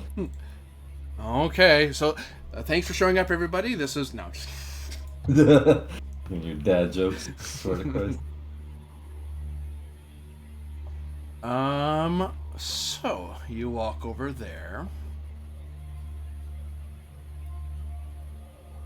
I will say, as I'm looking this up, I think one of the benefits this has, even though you might have to do multi-day investigations, at least it doesn't lock you out. It's like, no, you can keep trying up stuff, or like very rarely should an investigation. I'm getting the feeling very rarely should an investigation be you have 3 days to figure this out. It's like, I mean, that's a way to do it, but most investigations are this. It's something weird's happening. Right. If you don't do something bad will happen. You don't know what time limit you have, but the sooner the better. But you have a couple days probably. Yeah, look, I don't think anyone can fault the system for its fairness. I can fault it for its dice, or rather, Roll20's dice. Oh, just learn to roll better. Get good. Get good, scrub. Skill issue, man. Learn to randomize numbers better, I guess. Yeah. Jeez Louise. Hey, although I will say, it's part of it is that you guys only aren't Scientia masters, or you only have one Denatura master, but you guys can fight or do like you guys your specialties. So it's one of those like if I hit you in a weakness that you guys all have, I hit you hard, and it's like I have to be careful when I do that because I can. Yeah, really you say that, really except I'm rolling. You say that, except I'm rolling 20 on exploration and can't hit a 12. I'm also rolling 12 and I can't hit a 12, so, Yeah. Ah, there we go. That's what I was looking for. So, I used it. For my last few D10s, I haven't managed to roll above 3. Yeah. We're just that group. I'm not sure how our luck would fare if we were actually rolling, straight physical dice. But, flick of the wrist and all that, maybe. Who knows? Mine I would would. likely fare even worse. Yeah. I would be so slow because it would take me forever to factor the combinations in my head. Oh yeah. We had a robot to do it for us. A robot that doesn't like you in particular. Because you keep talking Oh, yeah. crap about it. Hey, that's the gods essentially in the system. Yeah. You don't like Yeah. our dice? Okay, then. Well, I guess the people over at Roll20 go, oh, this user? No, let's mess with his dice in particular. They keep talking crap about us. Yeah, you're gonna pay for Roll20 Premium? You're gonna do it now? Huh? I pay for Plus. Not good enough. No. So, you enter the cistern, and you find a rather wide, expansive space of ancient pipes, algae, slick black stones, brackish pools. You hear echoes in various directions. You can hear the drip drip of water all around. And directly in front of you can see there's a lot more water in front of you than there really should be. But it's old. This thing's been here forever, and it's not that unheard of. You can see there's an old pump that should be working it, but you get the feeling this place hasn't been kept up at speed as much as it should, so that is slowing production. You do see some people working and looking around. They see you guys in your war gear, and they give you guys a wide berth, deciding not to give you any trouble. You can see bits of sunlight shining down into the space, which is allowing for stuff to dry off. Also for people to see down here.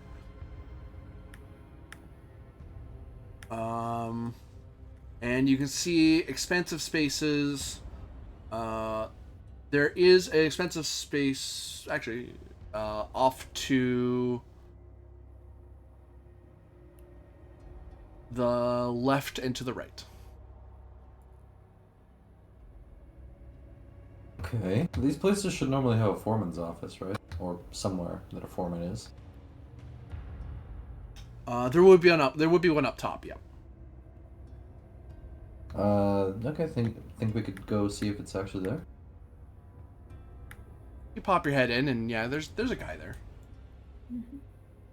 Ave. Ave. He looks at the four of you, a little alarmed because you're in armor, but whatever. He just shakes it off because as far as he's concerned, you're legionnaires. Though he will give Calypso and Yulia a second look of what the hell? Why are women in armor? But he decides not to make a mess of it because he works at a cistern. He doesn't care that much. Fair enough. Rest easy, citizen. We are of the cohorts Arcanum. We have a few questions to ask you. Okay. Oh, sorry. No, he speaks Latin. He works at. He's the foreman of the cistern, so he speaks Latin. Lady Yulia, would you mind?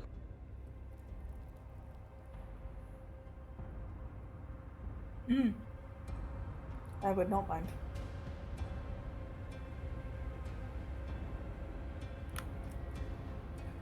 This society, right?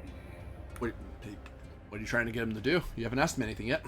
Well, sorry. Let's just ask him a few questions then. There have been reports that people have been seeing strange things at the salt mines. Yes. Have you heard anything from your workers? Yeah. You're complaining about seeing some sort of black comet at night.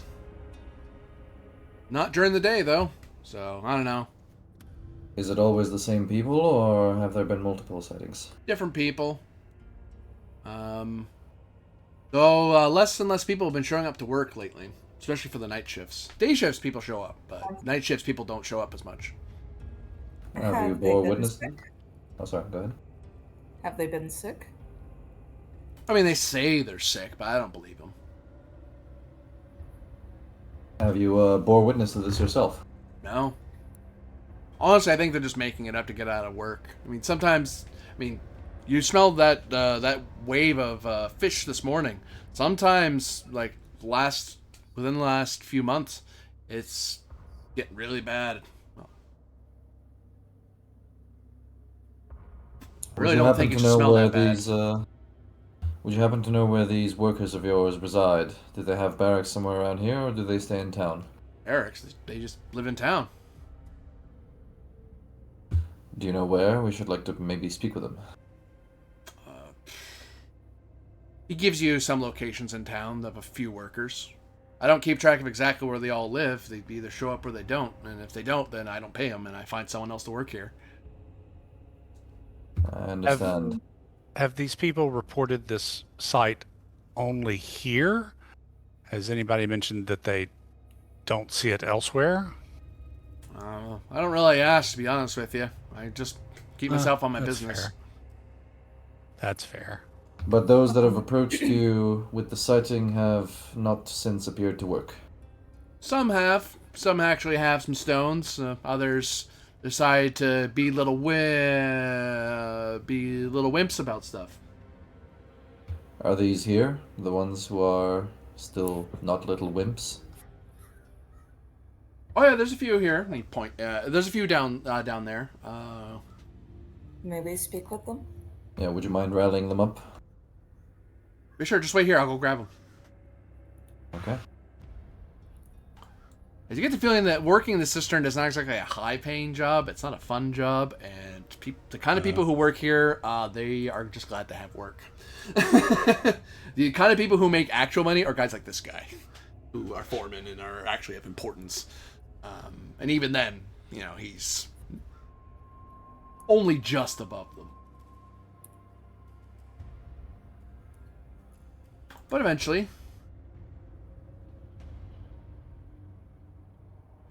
he comes back with 4 workers who bothered to show up.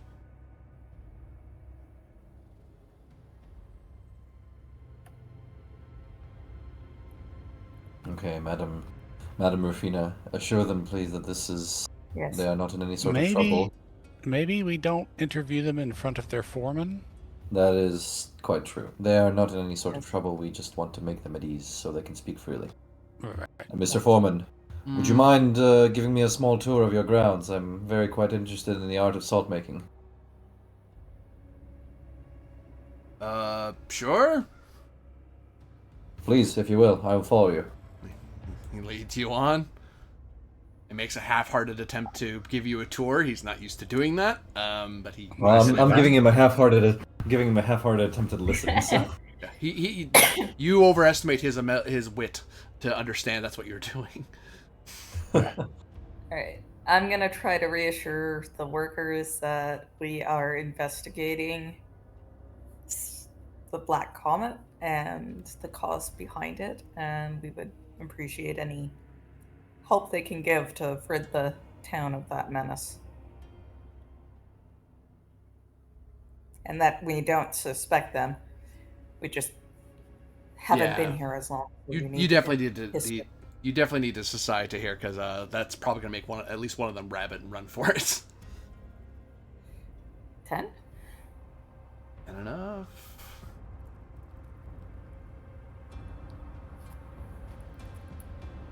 Yep, 10 will get it. They look very nervous once they realize that you're asking them about your Lex Arcana people asking after stuff. One of them looks like he wants to run, and then your assurances of that they're not in trouble. And I believe they're genuine, so... Yeah, they are. Thankfully, he believes you too. So he believes that you're actually telling the truth, and you are. It's like, but when a person with the authority to kill you on sight for forbidden acts is in presence and swing range in close space, it makes you a little nervous. But they calm down enough and kind of look among each other and wait to be addressed again. So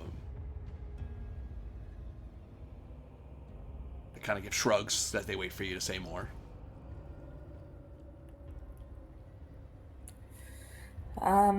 So, how long have you been seeing this comet at night? Well...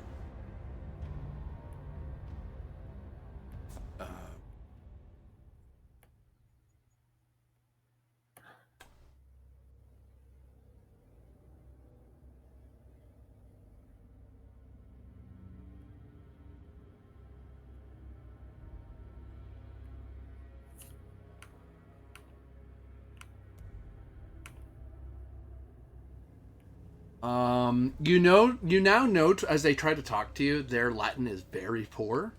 One person's Latin is so bad you're not really getting a sense of what he's saying. He keeps lapsing into his local dialect, not his dialect, but his local language.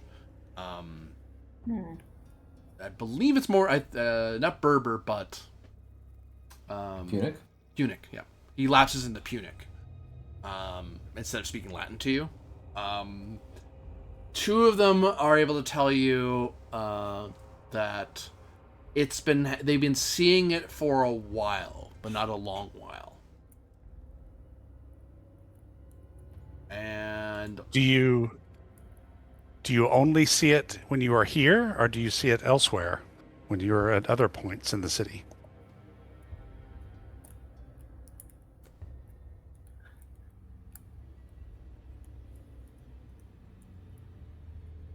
oh hey.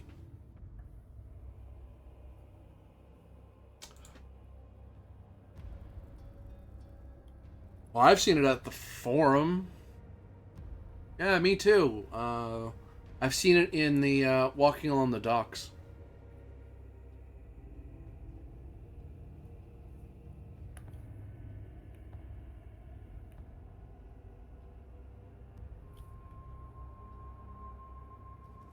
Not often, though. Only near that weird Garrick.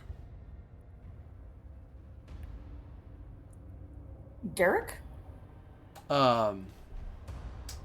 Ship. More sail than oar.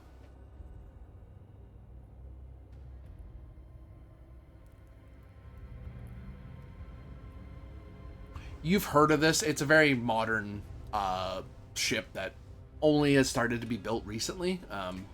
Most people don't bother because it's very expensive, and you're leaving out the backup plan of oars. You know, if the wind's bad, you can always just row the ship through the water. This new type of ship is going to be more sail.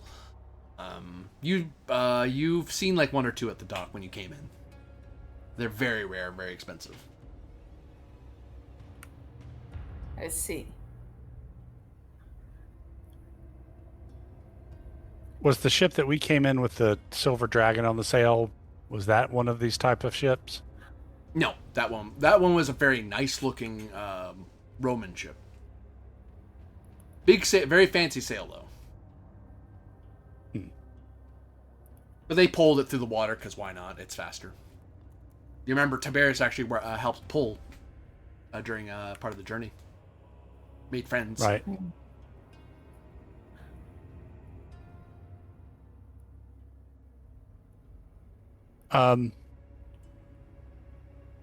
They said something about the forum. Ask them if they know anything about a scuffle in the forum in the past little bit recently.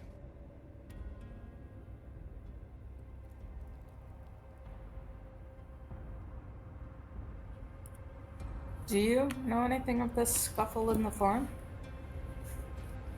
All of them look at the one guy who said he saw something at the forum. He looks around a little like, thanks guys, sort of look like, what are you all staring at me for? And, well...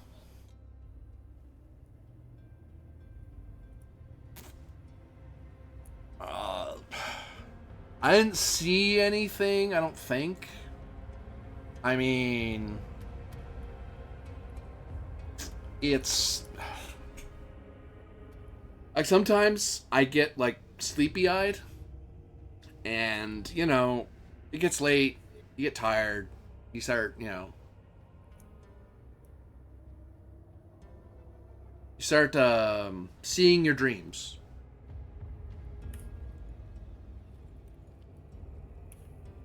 In the day. Well, at the night, but not when you're asleep.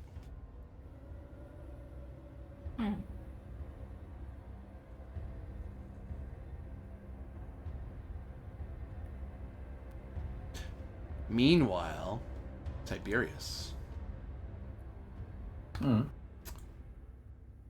This guy's showing you around. Salt. And he does his best to tell you about things and how things work. He points out that guy over there does this and that guy over there does that. It's, What does you that know, do? it is a tour by someone who doesn't know how to give tours, and for him, it's not exciting. It's a thing he does.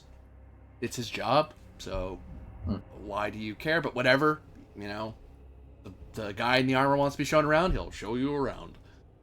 And you're not exactly well versed in cisterns yourself because you're a well-to-do person and you've had a good career. So how often have you ever been in a cistern yourself? But as you're walking around, I'm gonna ask you for a roll.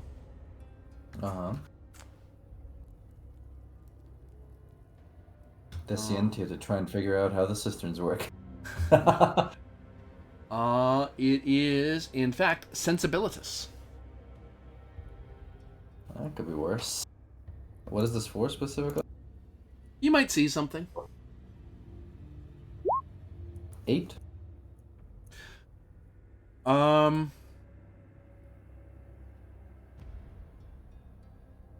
You start kind of getting a little, you know, your eyes start to glaze over a little bit. Like, you're still, like, ready to fight, but it's a cistern. It's a foreman. These people are, you know, low laborers. Yeah, that's more salt. That's... Oh, hey, more water. More salt. Do you want to know the worst thing? I've actually been to a salt cistern, Roman salt cistern here in Croatia. It is exactly as you describe it. Like, if you, it's like, like me being there, but oh man, the history, I want to see this, that, and the other. It's like, yeah, that's because I'm a nerd and I want to know these things. This guy's a poor soldier who's like, can I just stab the thing? Like, I don't care. There's just damn salt, you know, just damn salt. There's a pile of salt over there, and it's like, okay, it's really rock hard like diamonds, and you could like scrape your skin on it, but you know, it's salt. You can lick it. I'm imagining your guy going around trying to lick things. No, don't do that. I mean, I can't stop you or anything, but please don't do that. Don't lick the product. Oh well. What you do about it? Nothing, really. I'm just asking you nicely. I have a large axe. What are you gonna do about it? Yeah, exactly. Trouble enough keeping the damn deer out of here. Now you got this guy. Jeez. Please, I'm more of a horse. I'm not a deer. So, do I notice anything? You notice that you need to give me a roll of ratio. Cool. This salt pile's got goddamn Cthulhu in it. You know, the first giveaway had tentacles on it. Yeah. How's a 7? 7's not terrible. Degrees matter. It's not good either, is it? You start feeling a little confused and get a little disoriented.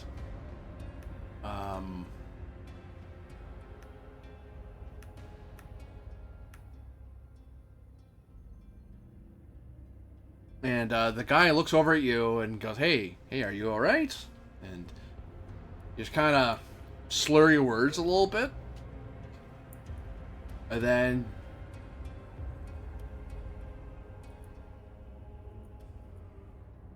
you see a rather well-to-do gentleman walk up to you. You see him in nice robes, though they're still in Mauritanian style. You see a guy walk over to you, and he's actually wearing a helm on his head. And he's lightly armored, like leathers and stuff, but it looks less war geary and more he's worried about something falling on his head or scraping into some salt or whatever. Like it's more, you know. But leather armor's leather armor. A helmet's a helmet. You know what I mean? But it doesn't look like he doesn't have the arms of a fighter. He looks over. Oh, what's going on here? Oh, I'm showing this custode of the Lex Arcana around. Oh, you all right? You look a little dizzy there. As the heat is I think I need some water, please. Something without any salt. Sure, sure. Just come with me. I'll sit you down in my office. You are? I'm Linnaeus. I'm the owner of the cistern. Well, owner in the sense that I'm responsible for it. Pleasure, Tiberius. Please, water. Water, of course. Just this way. It Mhm. leads you down a side passage. What about, I'm fine, we'll be fine. Go to work. But excuse me, are you bothering us? No, no, no, no. Kind of gets the hint and leaves you two alone.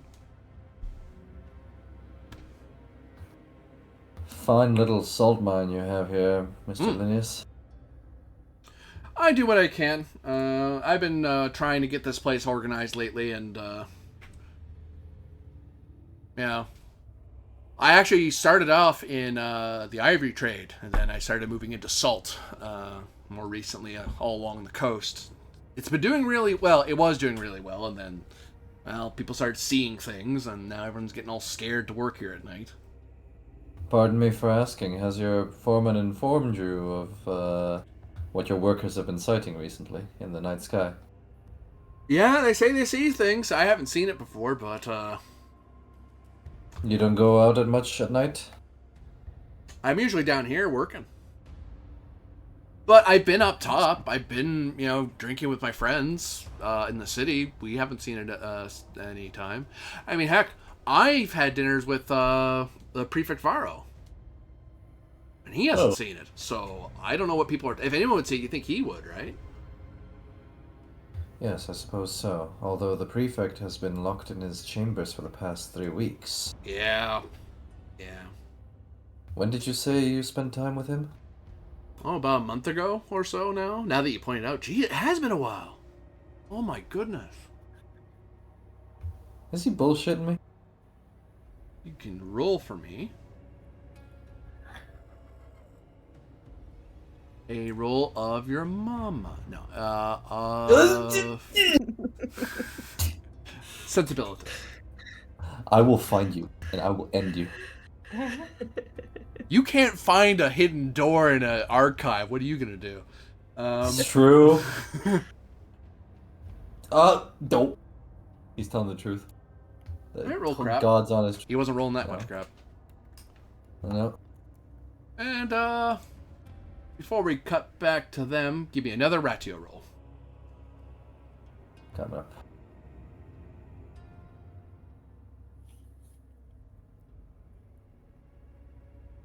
Eight. He's leading me really far away. Hey, on the plus side, that dizziness is starting to go away, which, hey, that's great. Okay. We cut back up top as Tiberius disappears deep and deeper in. Hey, you investigate magical stuff, right? That's one of them. Mm-hmm. Yes. Oh, sorry. Have you investigated the murder they talked about this morning? Which mother?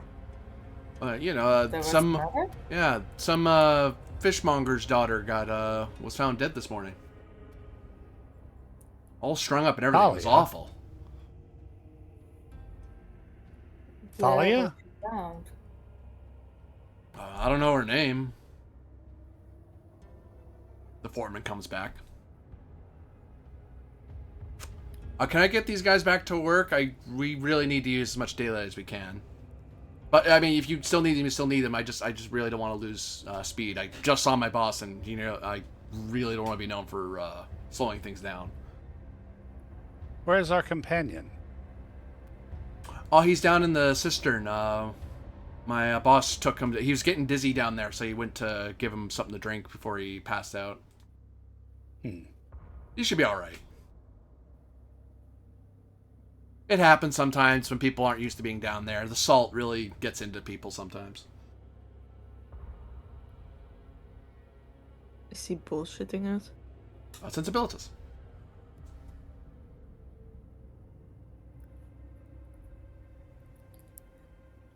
sensibilities, you say? Do I have that? Ha! I'm so good at everything. Oh, my sensibilities is terrible. Uh-oh. Oh, fate intervenes. Fate intervened. Oh no, for him. I was like, aha, he got away with it. You only rolled a 7. Like, oh wait, fate intervened. Yeah. Yeah, he's hiding something. Yeah, both you and Corvus catch it. He's not telling everything he knows. Command, tell me, why is he taking him away? Look, sometimes he finds people he fancies and he takes them into his office. And, you know, I don't ask questions. You will take us to this office immediately. He looks at your weapons, looks around at his guys, and his guys have no interest in helping him fight you guys off or anything like that. There's that look of, will you guys have my back? It's like, look, you're our boss, but like... Would you like to be charged with impeding the operations of the Cohort Auxiliary Arcana? No. No, damn it. Would you like for me to cut your Achilles tendon and drag you screaming to this office, or would you like to walk us there? The society, sir. Now you are speaking my language. Society, you say. Can she lead it? Oh, Corvus, Yeah, right. Corvus the one who threatened him. I threatened him first. Your threats actually was about to change him over. Corvus might scare him off. Oh God. Desociete is my worst. Could he try the bellow, because he's trying to do it? Yeah, That's fair. That's yeah. what I'm Warlike. arguing. Yeah, that's what I'm arguing. Very warlike. Okay. Because he was gonna go along with you when you said that there was no roll. Then Corvus threatened him. Sorry, bodily harm. guys. I was like, No, you're speaking my language, Unsley. I approve. 7. Now Yulia, you need to roll for me to society, because now you get the feeling Corvus has scared him and he's gonna run. He thinks he's gonna die. Mercury Negotiator. I'll spend 6 pietas to increase that. Okay, that's fair. Sorry, guys. They keep getting worse and worse. God damn. There we go, 16. Yeah, he looks scared that Corvus is gonna kill him no matter what he does, because Corvus kind of oversells the threat. But you kind of enforce the idea that the law will get him if he doesn't cooperate, sort of thing. So it's more of you're able to keep him from running. He is willing to lead you guys down. All right, let's go. Lay down. And down into the cistern in the dark you go, following after your friend, who is likely in a lot of trouble. But for now, that'll be it. That'll be all. We're gonna end it there.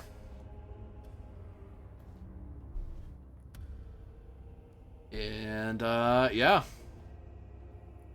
we shall see if you guys are able to figure out what's really going on here, what's being hidden within that cistern, and why are people being walked down there. And Where is the archives? Where in the archives are there? And maybe you'll figure out what that dream really was all about. Until next time, everyone watching out there, thank you very much for watching. For those of you playing, thank you very much for playing, and we'll see you again next time. Bye. Bye. Well, that was fun. Yeah. Yeah. No XP yet.